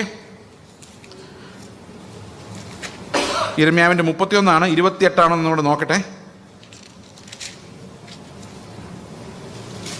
യെസ്, യഹോവയുടെ അരുളപ്പാട്, അന്ന് ഞാൻ പറിപ്പാനും പൊളിപ്പാനും ഇടിപ്പാനും നശിപ്പിപ്പാനും കഷ്ടപ്പെടുത്തുവാനും അവരുടെ മേൽ ജാഗരിച്ചിരുന്നത് പോലെ പണിയുവാനും നടുവാനും അവരുടെ മേൽ ജാഗരിച്ചിരിക്കുമെന്ന് യഹോവയുടെ അരുളപ്പാട്. അപ്പന്മാർ പച്ചമുന്തിരിങ്ങ തിന്നു, മക്കളുടെ പല്ല് പൊളിച്ചു എന്ന് ഇനി അന്നാളിൽ അവർ പറയുകയില്ല.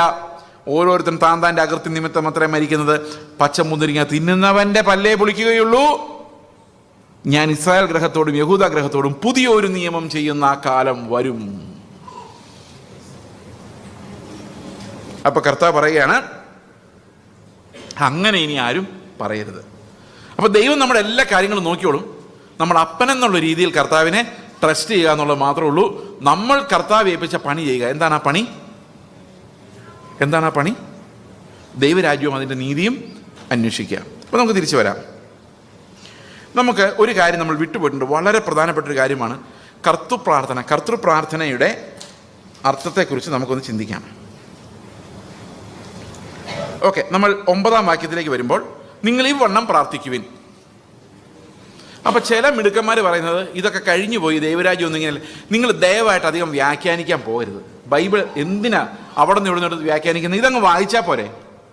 എന്തിനാ വ്യാഖ്യാനിക്കുന്നത്? ഞാനൊന്നും, ഒരു വാക്യം ഞാൻ പറയുമ്പം ആ വാക്യത്തിൻ്റെ ചുറ്റുമുള്ള വാക്യങ്ങളിൽ നിന്നാണ് വ്യാഖ്യാനിക്കുന്നത്, അല്ലാതെ വേറൊരിടത്തിനോട് ഫിറ്റ് ചെയ്യാൻ പാടില്ല. അതേ വാക്യത്തിലൂടെ ഈ ഓദർ, ഈ എഴുത്തുകാരൻ നമ്മളോട് എന്താ പറയുന്നത്? ഈ വണ്ണം പ്രാർത്ഥിക്കുവിൻ എന്ന് പറഞ്ഞു കഴിഞ്ഞാൽ ഇതുപോലെ, ഇത് പ്രാർത്ഥിക്കാനല്ല. Like this you pray like this, അതായത് ഇത് കാണാതെ പഠിച്ച് പറയാനല്ല, ഇതേ പാറ്റേണിൽ പ്രാർത്ഥിക്കാനാണ്. He's giving us a model, a skeleton. ചില ആൾക്കാർ പറഞ്ഞ ആ പ്രാർത്ഥനയൊക്കെ പഴയ നിയമത്തിലെ ഇസ്രായേൽ മക്കൾക്ക് കൊടുത്ത പ്രാർത്ഥനയാണ്. നോ നോ നോ, യേശു കർത്താവ് പറഞ്ഞ ഓരോ കാര്യങ്ങളും, ഈ ഗിരിപ്രഭാഷണം ഇസ്രായേൽ മക്കൾക്കുള്ളതാണോ? നിങ്ങൾ പറയാണോ? അങ്ങനെയാണ് നമ്മളെന്തിനാ ക്ലാസ് എടുത്തത്? കുറേ യഹൂദന്മാരെ പിടിച്ചു നിർത്തി ക്ലാസ് എടുത്താൽ പോരായിരുന്നോ? This is everything that the Lord said. അത് കർത്താവ് അവസാനം പറയുന്നുണ്ട്. ഈ ഗ്രേറ്റ് കമാൻഡ്മെന്റിന്റെ കാര്യം അവസാനം വരുന്നൊരു ഫൈനൽ കമാൻഡ്മെന്റ് ഉണ്ടല്ലോ. എന്താ അത്? മത്തായിയുടെ സുവിശേഷം 28:20, 19:20. പിതാവിൻ്റെയും ആകയാൽ നിങ്ങൾ പുറപ്പെട്ട് പിതാവിൻ്റെയും പുത്രൻ്റെയും പരിശുദ്ധാത്മാവിൻ്റെ നാമത്തിൽ സ്നാനം കഴിപ്പിച്ചും. അടുത്തെന്താ? ഞാൻ നിങ്ങളോട് കൽപ്പിച്ചതൊക്കെയും പ്രമാണിപ്പാൻ തക്കവണ്ണം ഉപദേശിച്ചും കൊണ്ട്.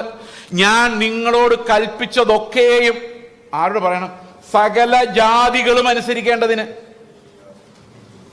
പൗലോസ് പറയാണ് സകല ജാതികളിലും വിശ്വാസത്തിന് അനുസരണം വരേണ്ടതിന്. കർത്താവ് പറയാണ് നിങ്ങൾ ശിഷ്യന്മാരെ ഉണ്ടാക്കുമ്പോൾ ഞാൻ നിങ്ങളോട് കൽപ്പിച്ചതൊക്കെയും പ്രമാണിപ്പാൻ. അതിനകത്ത് ഒരു പാസേജ് വിടാൻ പറ്റില്ല, ഒരു പാരഗ്രാഫ് ഉപേക്ഷിക്കാൻ പറ്റില്ല. ആരൊക്കെ ശിഷ്യന്മാരാകുന്നുണ്ടോ അവരെല്ലാം കർത്താവ് പറഞ്ഞ ഈ അത്യുന്നതമായ നീതി അനുസരിക്കുവാൻ വിളിക്കപ്പെട്ടിരിക്കുന്നവരാണ്. അതിലൊരു വാക്യം പോലും എടുത്ത് മാറ്റാൻ നമുക്ക് അധികാരമില്ല. എന്താ പറഞ്ഞിരിക്കുന്നത്? ഞാൻ നിങ്ങളോട് കൽപ്പിച്ചതൊക്കെയും പ്രമാണിപ്പാൻ തക്കവണ്ണം ഉപദേശിച്ചുകൊണ്ട് സകല ജാതികളെയും ശിഷ്യരാക്കിക്കൊള്ളുവിൻ. ഇപ്പൊ യഹൂദന്മാർക്ക് മാത്രമാണോ? സകല ജാതികൾക്കും വിശ്വാസത്തിൽ വരുന്ന എല്ലാവർക്കും ഉള്ളതാണ് എന്ത്? ഈ കൽപ്പനകൾ. ഓക്കെ, ഞാനോ ലോകാവസാനത്തോളം എല്ലാ നാളും നിങ്ങളുടെ കൂടെ ഉണ്ട് എന്ന് അരുളി ചെയ്തു. ഓക്കെ, അപ്പോൾ കർത്താവിൻ്റെ കൽപ്പനകൾ അതെന്താണ്? ആ പ്രാർത്ഥനയിലെ പ്രധാനപ്പെട്ട കണ്ടന്റ് നമുക്ക് നോക്കാം. നമ്മുടെ മുമ്പിൽ സമയം വളരെ വേഗം പോയിക്കൊണ്ടിരിക്കുകയെന്ന് നിങ്ങൾക്ക് അറിയാമല്ലോ. സ്വർഗസ്ഥനായ ഞങ്ങളുടെ പിതാവേ. അപ്പോൾ ഒരു പ്രാർത്ഥനയിൽ ഒരു അസംബ്ലി ഉണ്ട്. ഞാൻ ഒറ്റയ്ക്കല്ല പ്രാർത്ഥിക്കുന്നത്, ഇറ്റ്സ് എ കോർപ്പറേറ്റ് പ്രെയർ. അപ്പോൾ നമ്മളൊരു കാര്യം മനസ്സിലാക്കണം, എന്താണ്? സ്വർഗത്തിലെ പിതാവിനോടാണ് പ്രാർത്ഥിക്കുന്നത്. അപ്പോൾ പിതാവിൻ്റെ പ്രത്യേകതകൾ എന്താ നേരത്തെ പറഞ്ഞിട്ടുണ്ട്. നമ്മൾ ചോദിക്കുന്നതിന് മുമ്പേ നമ്മുടെ നീഡ്സ് എല്ലാം അറിയുന്ന ആളാണ് പിതാവ്. അപ്പോൾ എൻ്റെ അപ്പനോട് വീട്ടിൽ ചെന്നിട്ട് ഞാൻ പറയുമ്പോൾ അപ്പൻ എൻ്റെ പല നീഡ്സും അറിയത്തില്ല. അപ്പോൾ ഞാൻ വീണ്ടും പറയും ഇങ്ങനൊരു ആവശ്യമുണ്ട്, എനിക്ക് ഇന്ന നീഡുണ്ട്, എന്നെ സഹായിക്കണം, അങ്ങനെയൊക്കെ അപ്പനോട് പറയാം. പക്ഷേ ഈ അപ്പൻ്റെ അടുത്ത് ചെല്ലുമ്പോൾ ഒരു പ്രത്യേകതയുണ്ട്. നമ്മുടെ മനസ്സിൽ ചിന്തിക്കുന്നവരെ അപ്പൻ അറിയാം.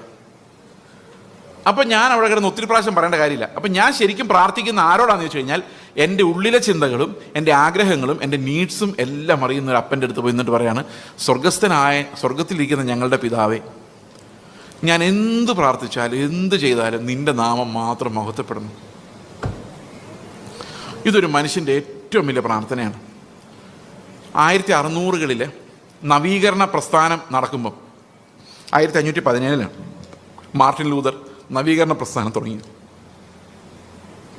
അന്ന് വിറ്റൻബർഗ് ചർച്ചിൻ്റെ ഭിത്തിയിൽ 95 തിസിസ് എന്ന് പറഞ്ഞ് കാത്തലിക് ചർച്ചിലെ അനാചാരങ്ങൾക്കെതിരെ അദ്ദേഹം ഒരു സാധനം ഒട്ടിച്ചു വെച്ചു.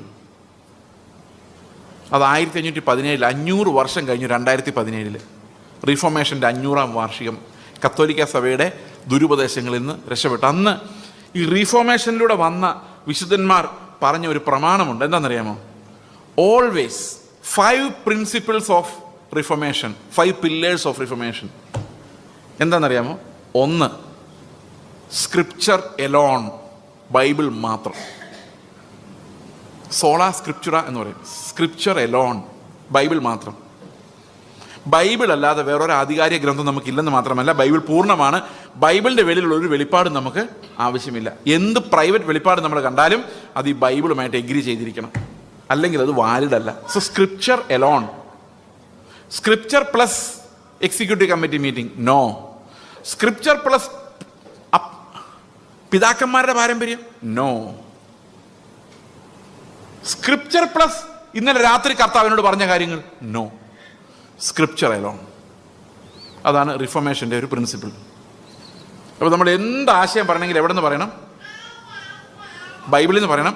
If the Bible is silent, we also need to be silent.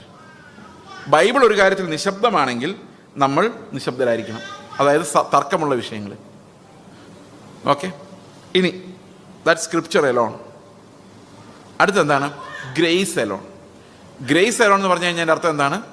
എല്ലാം ദൈവത്തിൻ്റെ കൃപയാണ്, നമ്മുടെ മെറിറ്റ് ദൈവം നോക്കുന്നതേ ഇല്ല എന്നുള്ളതാണ്.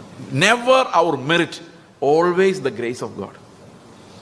എൻ്റെ വിഷയം അതല്ല. അടുത്തത് ഫെയ്ത്ത് എലോൺ എന്നാണ്. സോളാ ഫൈഡേ, മറ്റേ സോളാ ഗ്രാഷ്യ, സോളാ സ്ക്രിപ്ചറ, സോളാ ഗ്രാഷ്യ, സോളാ ഫൈഡേ. സോളാ ഫൈഡേ എന്ന് പറഞ്ഞു കഴിഞ്ഞാൽ വിശ്വാസം മാത്രം, പ്രവൃത്തിയാലല്ല. കാരണം നമ്മൾ കണ്ടല്ലോ എങ്ങനെ നീതി നിറവേറുന്നത്. എങ്ങനെയാണ്? ഓർമ്മ കണ്ടോ? ആരോ എറിയുന്നത്.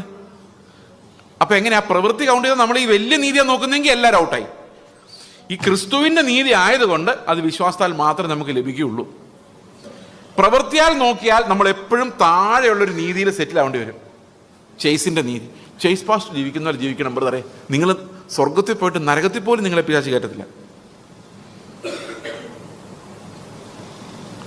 പോയി വീണോളും, അത് വേറെ കാര്യം. പക്ഷെ ക്രിസ്തുവിൻ്റെ നീതി അല്ലാതെ ഒരു മനുഷ്യൻ്റെ നീതിയെ നമ്മൾ നോക്കിയാൽ, ആ ആരോയുടെ എക്സാമ്പിൾ ഒന്നും കൂടെ ചിന്തിച്ച് നോക്കിയേ. നമ്മൾ അന്ന് കണ്ട ആരോ അന്ന് ഇവിടെ ഇല്ല, അന്ന് മാത്യു അല്ലായിരുന്നു, വേറെ ഏതോ ആയിരുന്നു. മാത്യുവിലോ ഓ ഇല്ല, 6-നകത്തൊരു കുഞ്ഞു ഓയുണ്ട്, 6-നകത്ത്, അത് മതി. റോമൻസ് ആയിരുന്നു തന്നിട്ടിരുന്നല്ലേ? Very good. ആ റോമൻസിൻ്റെ അതാണ് നമ്മുടെ ടാർഗറ്റ്. അപ്പം നിങ്ങൾ എന്നെ നോക്കിയിരിക്കുകയാണേ. അപ്പം എന്നെപ്പോലെ ആകാൻ ശ്രമിച്ചുകൊണ്ടിരിക്കുക. അപ്പം ഞാൻ എറിഞ്ഞ എൻ്റെ ഒരു ആകത്തുക അവസാനം ആവറേജ്, നിങ്ങൾ കോറിലേഷൻ റിഗ്രഷനൊക്കെ പഠിച്ചിട്ടില്ലേ? സ്റ്റാറ്റിക്സ് പഠിച്ചിട്ടില്ല പിള്ളേർ? ഓക്കെ, അതെന്തായാലും ആയിക്കോട്ടെ. അപ്പോൾ അതിൻ്റെ എല്ലാത്തിൻ്റെയും കൂടെ ഒരു മീൻ പോയിന്റ്, ഞാൻ എറിഞ്ഞ് കൊള്ളിച്ചതിൻ്റെ ഒരു മീൻ പോയിന്റ് ഞാൻ കണ്ടുപിടിച്ചു എന്ന് പറഞ്ഞു. അത് ഇവിടെ. അപ്പം നിങ്ങളെല്ലാവരും എന്നെപ്പോലെ ആവുകയാണെങ്കിൽ നിങ്ങൾ എവിടെ ആയിരിക്കും ഉന്നം പിടിക്കുന്നത്? എവിടെ ആയിരിക്കും ഉന്നം പിടിക്കുന്നത്? ഇവിടെ. നിങ്ങൾ എവിടെ ആയിരിക്കും എത്തുന്നത്? അവിടെ. അപ്പം അകന്നകന്നകന്ന് പോവുക. ഈ മനുഷ്യ മാതൃകകളെ പിന്തുടരുന്നു. മനുഷ്യൻ്റെ നീതി വരുമ്പോൾ നമ്മൾ എവിടെ നിന്ന് അകന്നകന്ന് പോയി? അതുകൊണ്ടാണ് പറയുന്നത് ഞങ്ങളുടെ പൂർവ്വപിതാക്കന്മാർ അങ്ങനെയായിരുന്നു, അവരിവിടെ കൊള്ളിച്ചായിരുന്നു, ഞങ്ങൾ അവരെ നോക്കി എറിഞ്ഞാൽ താണു. ഇപ്പോൾ കുറേ പേര് ഞങ്ങളെ നോക്കി എറിയുന്നുണ്ട്, അവരെവിടെ ചെന്ന് അവസാനിക്കുന്നു അറിയാൻ മേല.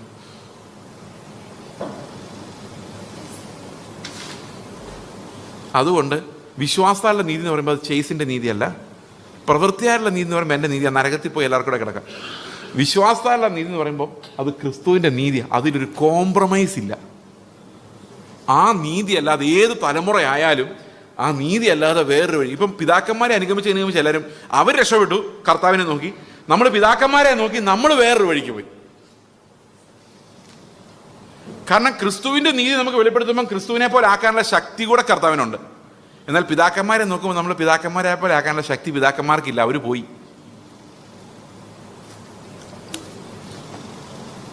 അതാണ് വ്യർത്ഥമായ പിതൃ പാരമ്പര്യം, ജീനിയോളജീസ്. ഇത് വെച്ചുകൊണ്ട് നമുക്ക് ഒരിക്കലും കർത്താവിൻ്റെ പിന്നാലെ പോകാൻ പറ്റില്ല. ഓരോ സമയത്തും ക്രിസ്തു എന്ന ലക്ഷ്യത്തിലേക്ക് നോക്കിയെങ്കിൽ മാത്രമേ നമ്മൾ ആ നീതിയുടെ വിശ്വാസത്തിൽ അതിന് അവകാശികളുള്ളൂ. ഫെയ്ത്ത് എലോൺ എന്ന് പറയുന്നത് ബിക്കോസ് ക്രൈസ്റ്റ് എലോൺ. അടുത്തതാണ് നാലാമത്തേത്. Scripture alone, grace alone, faith alone, because Christ alone. അതിന് താഴെയുള്ള ഒരു നീതിയും ഒരു ടാർഗറ്റും ദൈവം അംഗീകരിക്കത്തില്ല. മനുഷ്യൻ്റെ ഒരു നീതി അംഗീകരിക്കില്ല. അതെല്ലാം കറപുരണ്ട തുണി പോലെ. വിശ്വാസത്താൽ ആരെല്ലാം പിച്ചള സർപ്പത്തെ മോശ ഉയർത്തിയതുപോലെ ആരെല്ലാം ക്രിസ്തുവിൻ്റെ നീതിയെ കൊതിയോടെ ദാഹത്തോടെ നോക്കുന്നോ അവരെല്ലാം ദൈവം നീതീകരിക്കുകയും ബാക്കി എല്ലാ നീതിമാന്മാരെയും എടുത്ത് നരകത്തോട്ട് എറിയുകയും ചെയ്യും. എത്രപേർക്ക് മനസ്സിലായത്? ഇത് മറന്നു പോകരുത്. കാരണം ഈ ഒരു റെവലേഷൻ മറന്നുപോയാൽ നമുക്ക് ബൈബിൾ ഒന്നും പിടികിട്ടാതായി പോകും. Because this is essential, basic. Only the grace of God, കൃപ മാത്രം. അടുത്ത ക്രൈസ്റ്റ് അലോൺ, ക്രിസ്തു മാത്രം. വേറെ Christ is my righteousness, is my sanctification, he's my redemption, he's my everything. Christ alone. അവസാനത്തെ പറയാൻ വേണ്ടി ഞാൻ ഈ 4 പറഞ്ഞത്. God's glory alone, soli Deo gloria. ദൈവമേ നിനക്ക് മാത്രം മഹത്വം. സ്വർഗത്തിലോട്ട് ചെല്ലുമ്പം ഞാൻ കർത്താവിൻ്റെ പറയാം, എൻ്റെ കർത്താവ് ഇപ്പം വേണേലും നിനക്ക് എന്നെ നരകത്തിലിടാനുള്ള യോഗ്യത എനിക്കുള്ളൂ. പക്ഷെ നിൻ്റെ മഹത്വം, കൃപ. ശരിക്കും ഈ പുതിയ നിയമത്തിൻ്റെ ആരാധന എന്ന് പറയുന്നത് വെളിപ്പാട് പുസ്തകത്തിൽ നമ്മൾ കാണുന്നുണ്ട്. വെളിപ്പാട് പുസ്തകത്തിൽ കാണുന്ന ഒരു ആരാധനാഗീതം നമുക്കൊന്ന് പാടി നോക്കാം. വെളിപ്പാട് പുസ്തകം 5-ാം അധ്യായം, അവിടെ 9-ാം വാക്യം മുതൽ. കുഞ്ഞാടിൻ്റെ മുമ്പാകെ വീണു. ദൂതന്മാരാണ്. പുസ്തകം വാങ്ങുവാനും അതിൻ്റെ മുദ്ര പൊട്ടിപ്പാനും നീ യോഗ്യൻ. നീ അറുക്കപ്പെട്ടു. നിന്റെ രക്തം കൊണ്ട് സർവ്വഗോത്രത്തിലും ഭാഷയിലും വംശത്തിലും ജാതിയിലും നിന്നുള്ളവരെ ദൈവത്തിനായി വിലയ്ക്ക് വാങ്ങി ഞങ്ങളുടെ ദൈവത്തിന് അവരെ രാജ്യവും പുരോഹിതന്മാരുമാക്കി വെച്ചു. അവർ ഭൂമിയിൽ വാഴുന്നു എന്നൊരു പുതിയ പാട്ട് അവർ പാടുന്നു. ഒരു പുതിയ പാട്ടാണ്. പണ്ട് ഇവരെന്താ പാടിക്കൊണ്ടിരുന്നത്? കർത്താവായ ദൈവം പരിശുദ്ധൻ പരിശുദ്ധൻ പരിശുദ്ധൻ, അത് മാത്രം അവർ പാടിക്കൊണ്ടിരുന്നു. ഇപ്പം എന്താ പാടുന്നത്? ദൈവത്തിൻ്റെ വേറൊരു ഫേസ് അവർ കണ്ടു. ദൂതന്മാർ വീണുപോയിട്ടും അവരെ രക്ഷിക്കാൻ ചെല്ലാതിരുന്ന കർത്താവ് മനുഷ്യർ വീണുപോയപ്പോൾ അവരെ രക്ഷിക്കാൻ വേണ്ടി അവൻ മനുഷ്യ രൂപത്തിൽ ഈ മരുഭൂമിയിലൂടെ നടന്നു നമ്മളെ അന്വേഷിച്ച്. അത് കണ്ടിട്ട് ദൂതന്മാർ അന്തം വിട്ട് നിൽക്കുകയാണ്. ഈ നിസാരന്മാരും ശത്രുക്കളുമായ മനുഷ്യരെ രക്ഷിക്കാൻ വേണ്ടി എന്തിനാണ് തേജസ്സിൻ്റെ പുത്രൻ ഇങ്ങനെ നടക്കുന്നത് എന്ന് ദൂതന്മാർ ചിന്തിച്ചു. അവസാനം മനസ്സിലായത് അവനെ പോലെയുള്ള അനേകരെ, അവൻ്റെ തേജസ് പ്രാപിച്ച അനേകരെ ഈ കർത്താവ് രക്ഷയുടെ മഹത്വത്തിലേക്ക് നടത്തുമ്പോൾ ദൂതന്മാർ പറയും, എന്തു പറയും? കുഞ്ഞാട് ഭയങ്കര പണിയാണ് ചെയ്തിരിക്കുന്നത്. ഇങ്ങനെയുള്ള ഒരുത്തനെ അവനെ ക്രിസ്തുവിനെ പോലെ ആക്കി മാറ്റിയ കുഞ്ഞാട് എത്ര വലിയവൻ എന്ന് അവർ കുഞ്ഞാടിനെ മഹത്വപ്പെടുത്തും. അപ്പോൾ നമ്മുടെ രക്ഷയുടെ മഹത്വം ആർക്കും മാത്രമുള്ളതാണ്. Soli Deo glory. അത് വിട്ടുപോയില്ല. അത് വിട്ടുപോയി കഴിഞ്ഞാൽ ഞാൻ ഈ പ്രസംഗിക്കുന്നതിൻ്റെയും നിങ്ങൾ കേൾക്കുന്നതിൻ്റെയും വചനം ലഭിച്ചതിൻ്റെയും നമ്മൾ രക്ഷിക്കുന്നതിൻ്റെയും വിശുദ്ധീകരണത്തിൻ്റെയും എല്ലാത്തിൻ്റെയും മഹത്വം ക്രിസ്തുവിനല്ലാതെ ആർക്കുമില്ല. പാപികളായി നമ്മൾ ഉപയോഗിക്കാൻ അവന് തോന്നിയ കരുണയാണ് നമ്മെ ശരിക്കും രക്ഷയുടെ ആ മഹത്വത്തിലേക്ക് നടത്തുന്നത്. അപ്പം ദൈവത്തിൻ്റെ മഹത്വം അന്വേഷിക്കുന്ന അതാണ് ആ പ്രാർത്ഥന, കർത്തൃപ്രാർത്ഥന അതാണ്. നിന്റെ നാമം മഹത്വീകരിക്കപ്പെടണമേ, നിന്റെ രാജ്യം വരണമേ. നിന്റെ രാജ്യം വരണമെങ്കിൽ എന്ത് സംഭവിക്കണം? എൻ്റെ രാജ്യം പോണം. കാരണം രണ്ട് രാജാക്കന്മാർക്ക് ഒന്നിച്ച് പറ്റത്തില്ല. ഒന്നുകിൽ നിങ്ങൾ നിങ്ങളുടെ കാര്യം തീരുമാനിക്കും, അല്ലെങ്കിൽ ദൈവം നിങ്ങളുടെ കാര്യം തീരുമാനിക്കും. When my kingdom collapses, God reigns. അവൻ ഭരിക്കുന്നു. അവൻ്റെ സോവറിറ്റിയുടെ കീഴിലേക്ക് നമ്മൾ വരുന്നു. അടുത്ത വാക്യം എന്താണെന്നറിയോ? നിന്റെ ഇഷ്ടം സ്വർഗത്തിലേതുപോലെ ഭൂമിയിലുമാകണമേ. അപ്പൊ നിന്റെ ഇഷ്ടം സ്വർഗത്തിലേതുപോലെ ഭൂമിയിലുമാകണമേ എന്ന് പറഞ്ഞാൽ എന്താ അർത്ഥം? നമ്മൾ സാധാരണ വിചാരിക്കുന്നത് എന്നാന്നറിയോ? നമ്മുടെ ഇഷ്ടം ഒന്ന് നടപ്പാക്കാൻ വേണ്ടി നമ്മൾ പ്രാർത്ഥിക്കുന്ന, കർത്താവേ എനിക്ക് ഇങ്ങനൊരു ഇഷ്ടമുണ്ട്, സാധിപ്പിച്ചു തരണേ, സാധിപ്പിച്ചു തരണേ, സാധിപ്പിച്ചു തരണേ. കർത്താവ് എന്താ പറഞ്ഞത്? നിങ്ങളുടെ ഇഷ്ടം നടത്താൻ വേണ്ടിയല്ല പ്രാർത്ഥന, പിന്നെ ആരുടെ ഇഷ്ടം നടക്കാൻ വേണ്ടിയാ? ദൈവത്തിൻ്റെ ഇഷ്ടം എത്ര സ്പീഡിൽ സ്വർഗത്തിൽ നടക്കുമോ അതേ സ്പീഡിൽ ഇവിടെ നടക്കാൻ വേണ്ടിയാണ് പ്രാർത്ഥിക്കുന്നത്. ചിന്തിച്ചു നോക്കിയേ, ദൈവം ദൂതന്മാരോടൊരു കാര്യം കൽപ്പിച്ചാൽ എത്ര സ്പീഡിൽ അവർ അനുസരിക്കുമോ അതേ സ്പീഡിൽ ഈ ദൈവരാജ്യത്തിലുള്ള ഞാനും അനുസരിക്കാൻ വേണ്ടിയാണ് ഈ പ്രാർത്ഥിക്കുന്നത്. അപ്പൊ കർത്താവിനോട് ഞാൻ പ്രാർത്ഥിക്കുന്നതിൻ്റെ ഉദ്ദേശം എന്താണെന്നറിയോ? കർത്താവിനോട് ഞാൻ പ്രാർത്ഥിക്കുന്നതിൻ്റെ ഉദ്ദേശം എൻ്റെ ഇഷ്ടം നടക്കാൻ വേണ്ടിയല്ല, ദൈവത്തിൻ്റെ ഇഷ്ടമല്ലാത്തതൊന്നും എൻ്റെ ജീവിതത്തിൽ നടക്കാതിരിക്കാൻ വേണ്ടിയാണ്. അപ്പൊ ശരിക്കും നമ്മൾ പ്രാർത്ഥിച്ച് എങ്ങോട്ടാ പോകുന്നേ? യേശുക്രിസ്തുവിൻ്റെ ഹിതത്തിലേക്കാണ് പോകുന്നത്. പതുക്കെ നമ്മൾ കണ്ടെത്തുകയാണ് കർത്താവിൻ്റെ ഹിതം ഇതാണ്, കർത്താവ് ഇതാണ് ആഗ്രഹിക്കുന്നത് എന്ന് നമ്മൾ ഈ പ്രാർത്ഥിച്ച് കണ്ടെത്തുമോ? What's the will of God in my life? ആ ദൈവത്തിൻ്റെ വില്ല് പോലെ മനോഹരമായിട്ടുള്ള ഒന്നുമില്ല. That means if we are in the will of God, that's the safest place for us. When we are in the will of God, that's the safest place for us. നമുക്ക് ഏറ്റവും safe ആയിട്ടുള്ള സ്ഥലം എന്ന് പറയുന്നത് ദൈവത്തിൻ്റെ ഇഷ്ടത്തിനകത്ത്. അത് ഏത് കൊടുങ്കാട്ടിലായാലും ഏത് മരുഭൂമിയിലായാലും, if you are in the will of God, that's the safest place for you. അപ്പോൾ നമ്മൾ പ്രാർത്ഥിക്കുന്നത് എന്തിനാണെന്നറിയോ? എൻ്റെ ഹിതം നടക്കാതിരിക്കാൻ വേണ്ടിയാണ്. എൻ്റെ ഹിതം നടന്നാൽ ഞാൻ അംബാനിയെ പോലെ ആവും, എനിക്കത് വേണ്ട. ദൈവത്തിൻ്റെ ഹിതം നടന്നാലേ ഞാൻ കർത്താവിനെ പോലെ ആവുള്ളൂ. റോമാലേഖനം 8:26 എന്താ പറയുന്നറിയോ? പ്രാർത്ഥിക്കാൻ ഞങ്ങൾക്ക് അറിയത്തില്ല, അല്ലേ? ദൈവത്തിൻ്റെ ആത്മാവ് നമ്മുടെ ബലഹീനതയ്ക്ക്, ശ്രദ്ധിക്കുന്നുണ്ടോ? ബലഹീനതയ്ക്ക് തുണ നിൽക്കുന്നു. എന്താ ബലഹീനത? വേണ്ടും പോലെ പ്രാർത്ഥിക്കേണ്ടത് എന്തെന്ന് നാം അറിയുന്നില്ല. ഇപ്പൊ ഞാൻ പ്രാർത്ഥിക്കുന്ന എല്ലാ വിഷയങ്ങൾക്കും കർത്താവ് ഉത്തരം തരുമായിരുന്നെങ്കിൽ ഞാൻ ആരെ പോലെ ആയനെ? ഞാൻ പ്രാർത്ഥിക്കുകയാണ്, കർത്താവ് എൻ്റെ തടിയൊക്കെ ഒന്ന് കുറച്ച് എന്നെ സ്ലിം ആക്കി മാറ്റണമേ, സുന്ദരനാക്കി മാറ്റണമേ, കാശുള്ളവനാക്കി മാറ്റണമേ, ആരോഗ്യമുള്ളവനാക്കി മാറ്റണമേ, എൻ്റെ പ്രായം കൂടി വരുന്നു, പ്രായം ഒന്ന് കുറച്ച് തരണമേ, എല്ലാം കർത്താവ് കേൾക്കുമായിരുന്നെങ്കിൽ ഞാൻ എന്തായിരുന്നേനെ? ലോകത്തിലെ ഏറ്റവും വലിയ സമ്പന്നനും സുന്ദരനും മിടുക്കനും കഴിവുള്ളവനും ബുദ്ധിയുള്ളവനും എല്ലാം ഞാനായിരുന്നേനെ. പക്ഷെ കർത്താവ് എല്ലാ പ്രാർത്ഥനയും കേൾക്കുന്നില്ല. നമ്മൾ പ്രാർത്ഥിച്ച് പോയാൽ ആ ലെവലിൽ പോയേനെ. അതിനർത്ഥം ഈ ലോകത്തിൽ ഒരു പ്രഭു ആകാൻ വേണ്ടി നമ്മൾ പ്രാർത്ഥിക്കുന്നത്. നമ്മുടെ എല്ലാ പ്രാർത്ഥനകളും ദൈവം കേട്ടാൽ നമ്മൾ 666 ആയില്ലെങ്കിലും ഒരു 66 ആയേനെ. കാരണം നമ്മുടെ പ്രെയർ എല്ലാം ആ ഡയറക്ഷനിലാണ്. അതുകൊണ്ടാണ് പൗലോസ് പറയുന്നത്, നമുക്ക് പ്രാർത്ഥിക്കാൻ അറിയില്ലല്ലോ, കാരണം നമ്മൾ ബലഹീനരാണ്. ക്രിസ്തുവിനെ ഈ അംബാനിയെ പോലെ ആകാൻ എന്താ വേണ്ടത് നമുക്കറിയാം. എന്താ വേണ്ടേ? കാശ്,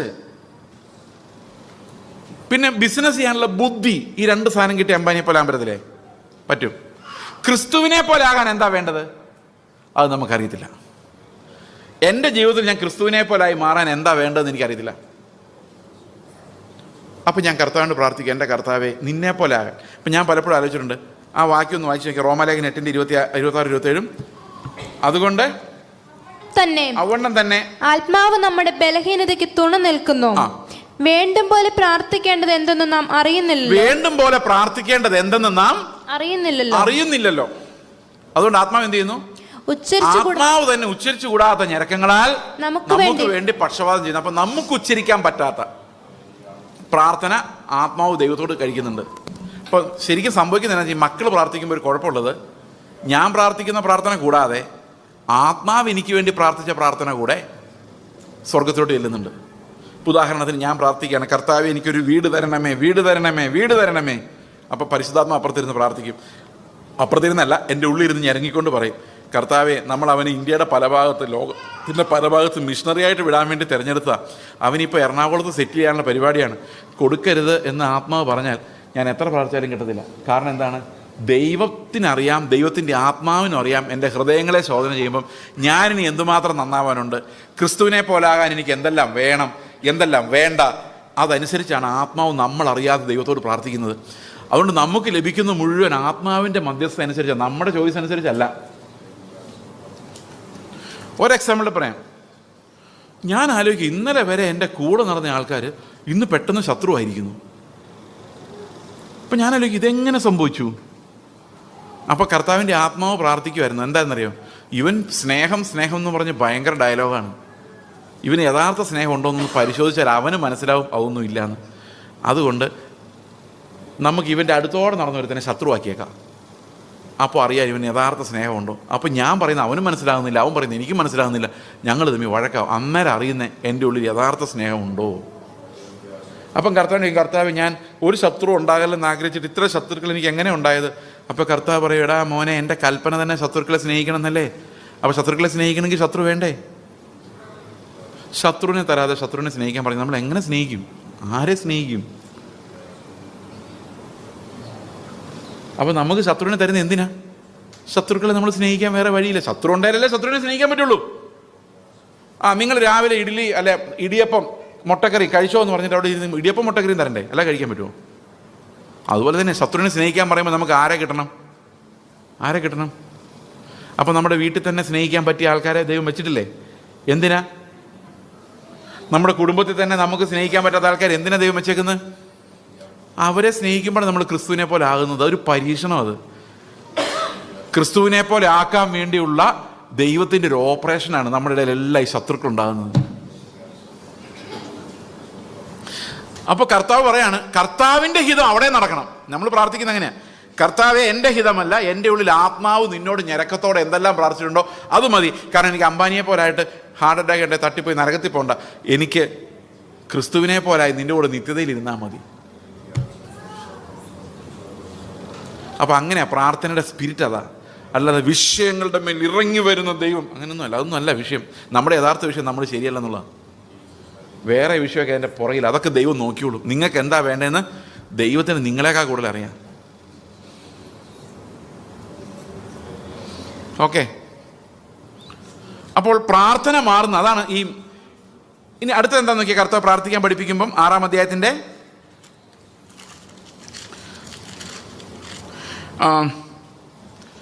ഞങ്ങൾക്ക് ആവശ്യമുള്ള ആഹാരം നൽകണമേ.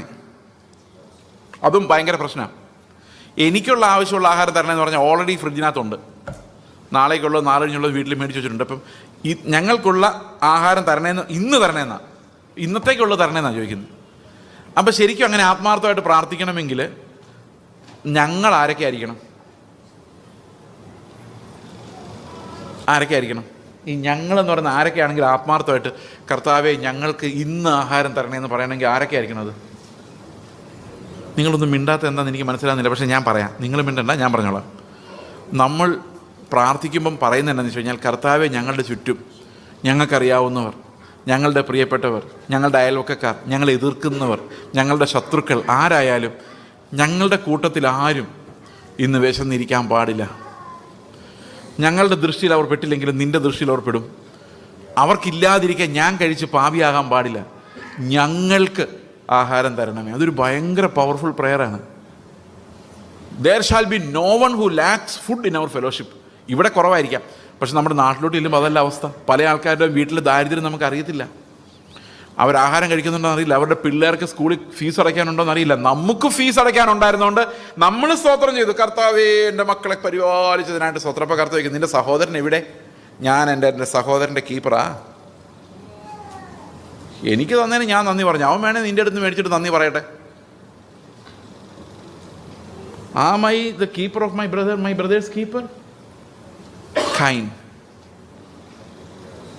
അടുത്തത്, ഞങ്ങളുടെ കടക്കാരോട് ഞങ്ങൾ ക്ഷമിച്ചിരിക്കുന്നത് പോലെ ഞങ്ങളുടെ കടങ്ങളെ ഞങ്ങളോട് ക്ഷമിക്കണമേ. ഇത് ഞാൻ ഇന്നലെ പറഞ്ഞുകൊണ്ടെന്ന് വിശദീകരിക്കുന്നില്ല.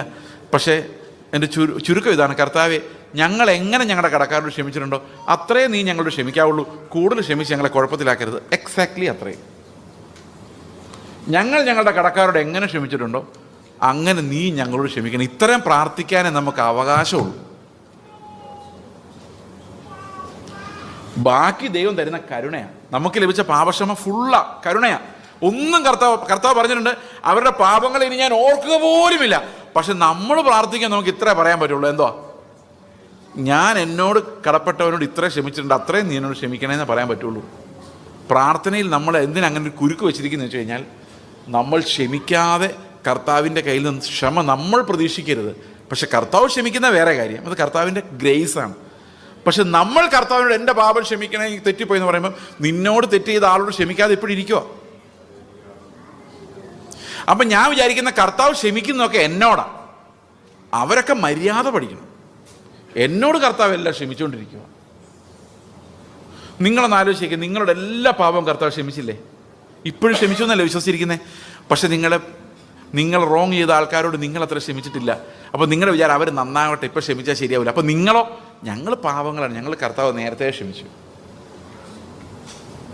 ഇതാണ് ആത്മീക ദാരിദ്ര്യം മാറിപ്പോയതിൻ്റെ ലക്ഷണം. അടുത്തത്, ഞങ്ങളെ പരീക്ഷയിൽ കടത്താതെ ദുഷ്ടങ്കിൽ ഞങ്ങളെ വിടുവിക്കണമേ. അപ്പോൾ ഈ പ്രാർത്ഥനയ്ക്കകത്തും ഒരു നിറവേറലുണ്ട്.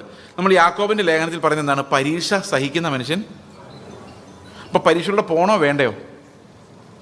നമ്മൾ എങ്ങനെ പ്രാർത്ഥിക്കേണ്ടേ? കർത്താവേ, ഞങ്ങൾക്ക് പരീക്ഷ എഴുതാനുള്ള കൃപ തരണമേ. പരീക്ഷ വരണേന്നാണോ, അതോ പരീക്ഷ വരുമ്പോൾ ഞങ്ങൾ അതിനകത്തുനിന്ന് രക്ഷപ്പെടുത്തി കൊണ്ടുപോകണമെന്നാണോ പ്രാർത്ഥിക്കുന്നത്? ഇവിടെ പറഞ്ഞേക്കുന്നത് എന്താ? പരീക്ഷയിൽ ഞങ്ങളെ പ്രവേശിപ്പിക്കരുത്. യാക്കോബിൻ്റെ ലേഖനത്തിൽ പറഞ്ഞേക്കുന്നത് എന്താ? പരീക്ഷ സഹിക്കുന്ന മനുഷ്യൻ. അപ്പോൾ ഇതിലേതാ സത്യം? നമ്മളെന്താ ചെയ്യണ്ടേ? നമ്മളിതാ ചെയ്യണ്ടേ.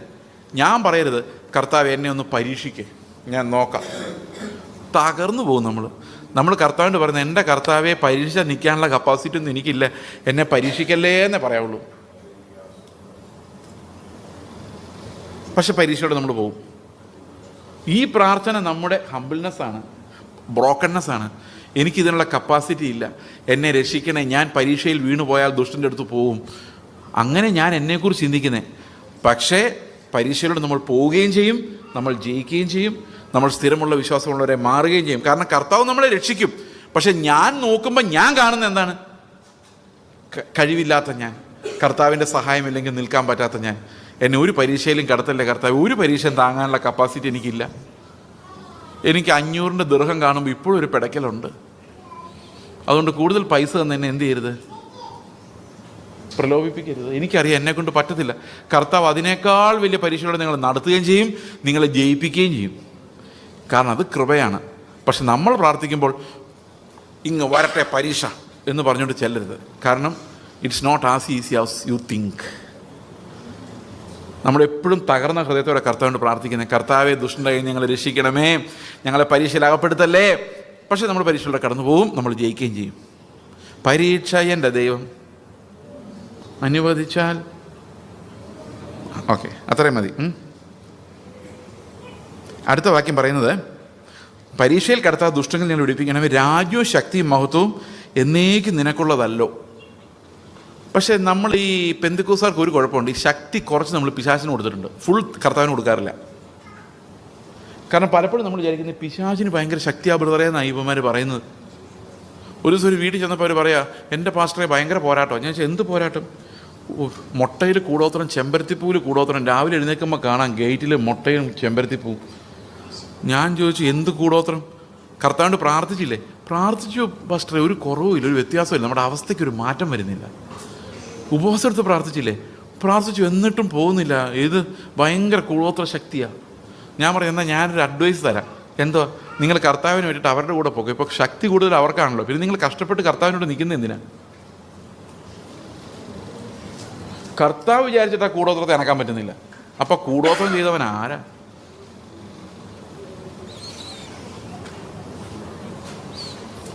ഈ പേടിപ്പിക്കലാണ്. എത്ര എണ്ണമെന്നൊരു അടിമകളായിട്ടിരിക്കുന്നത്. കഴിഞ്ഞ ദിവസം ഒരു കുട്ടിയോട് പറഞ്ഞ്, നിൻ്റെ കൂടെ പഠിക്കുന്ന ആൾ നിനക്കെതിരെ കൂടോത്രം ചെയ്തിട്ടുണ്ട്. അവർ ഭയങ്കര കൂട്ടുകാരായിരുന്നു. ആ കൊച്ചുമായിട്ട് ഒരു വഴക്കുണ്ടാക്കേണ്ടി വന്നു. ഈ കൂടോത്രം എന്ന് പറയുന്ന സാധനം നിങ്ങൾ 21-ാം നൂറ്റാണ്ടിലല്ലേ സഹോദരങ്ങൾ ജീവിക്കുന്നത്? ഇങ്ങനെയുള്ള കേൾക്കുമ്പോൾ എങ്ങനെയാണ് അതിൻ്റെ പുറകെ വീഴുന്നത്? പ്രത്യേകിച്ചും വിശ്വാസികൾ. അപ്പം കർത്താവിന് ഒരു ശക്തിയില്ലേ, നിങ്ങളെ കാക്കാൻ പറ്റത്തില്ലേ? ഈ കൂടോത്രമല്ല നിങ്ങൾ വിഴുങ്ങുമ്പോൾ കർത്താവ് ഇങ്ങനെ നോക്കിയിരിക്കാം. ഞാൻ പറഞ്ഞു, നിങ്ങൾ ആരാധിക്കുകയാണ് ആ ഡെമോണിനെ. എന്തുകൊണ്ടാ? ശക്തിയും ബലവും നിങ്ങൾ ആർക്കാ കൊടുത്തേക്കുന്ന? കുഞ്ഞാടിനെ ബലഹീനനാക്കിയിട്ട് ആ ബലവും ശക്തിയും ഈ ദുർഭൂതങ്ങൾക്ക് കൊടുത്തിരിക്കുക. We are ascribing glory and majesty to these filthy creatures. എന്താ പേടിയാണെന്നറിയോ പിശാചിനെ? ഒരു ദുരാത്മാവ് ഇളകുമ്പോഴേക്കും രക്തത്താൽ ചെയ്യും. ഭയങ്കര പേടിയാ.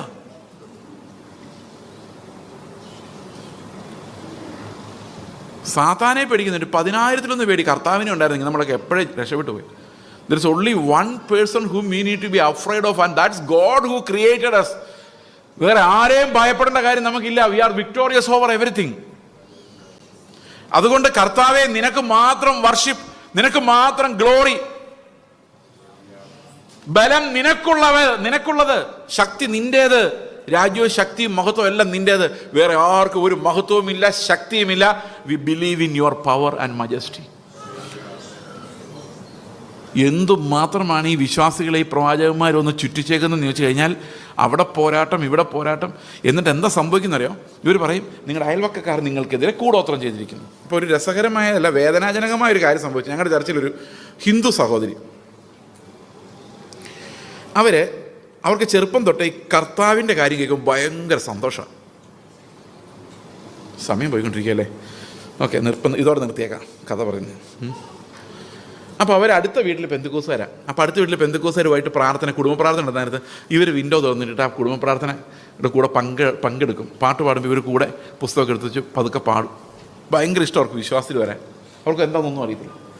ഒരു ദിവസം ഇവർ പ്രാർത്ഥന ശ്രദ്ധിച്ചപ്പോൾ അവർ പറയുക, ഞങ്ങളുടെ അടുത്തുള്ള ഹിന്ദുക്കൾ ഞങ്ങൾക്കെതിരെ ഇരിക്കുന്ന കൂടോത്രത്തിൻ്റെ ശക്തിയിൽ നിന്നും യേശുവിൻ്റെ നാമത്തിൽ ഇവർ പേടിച്ചു പോയി.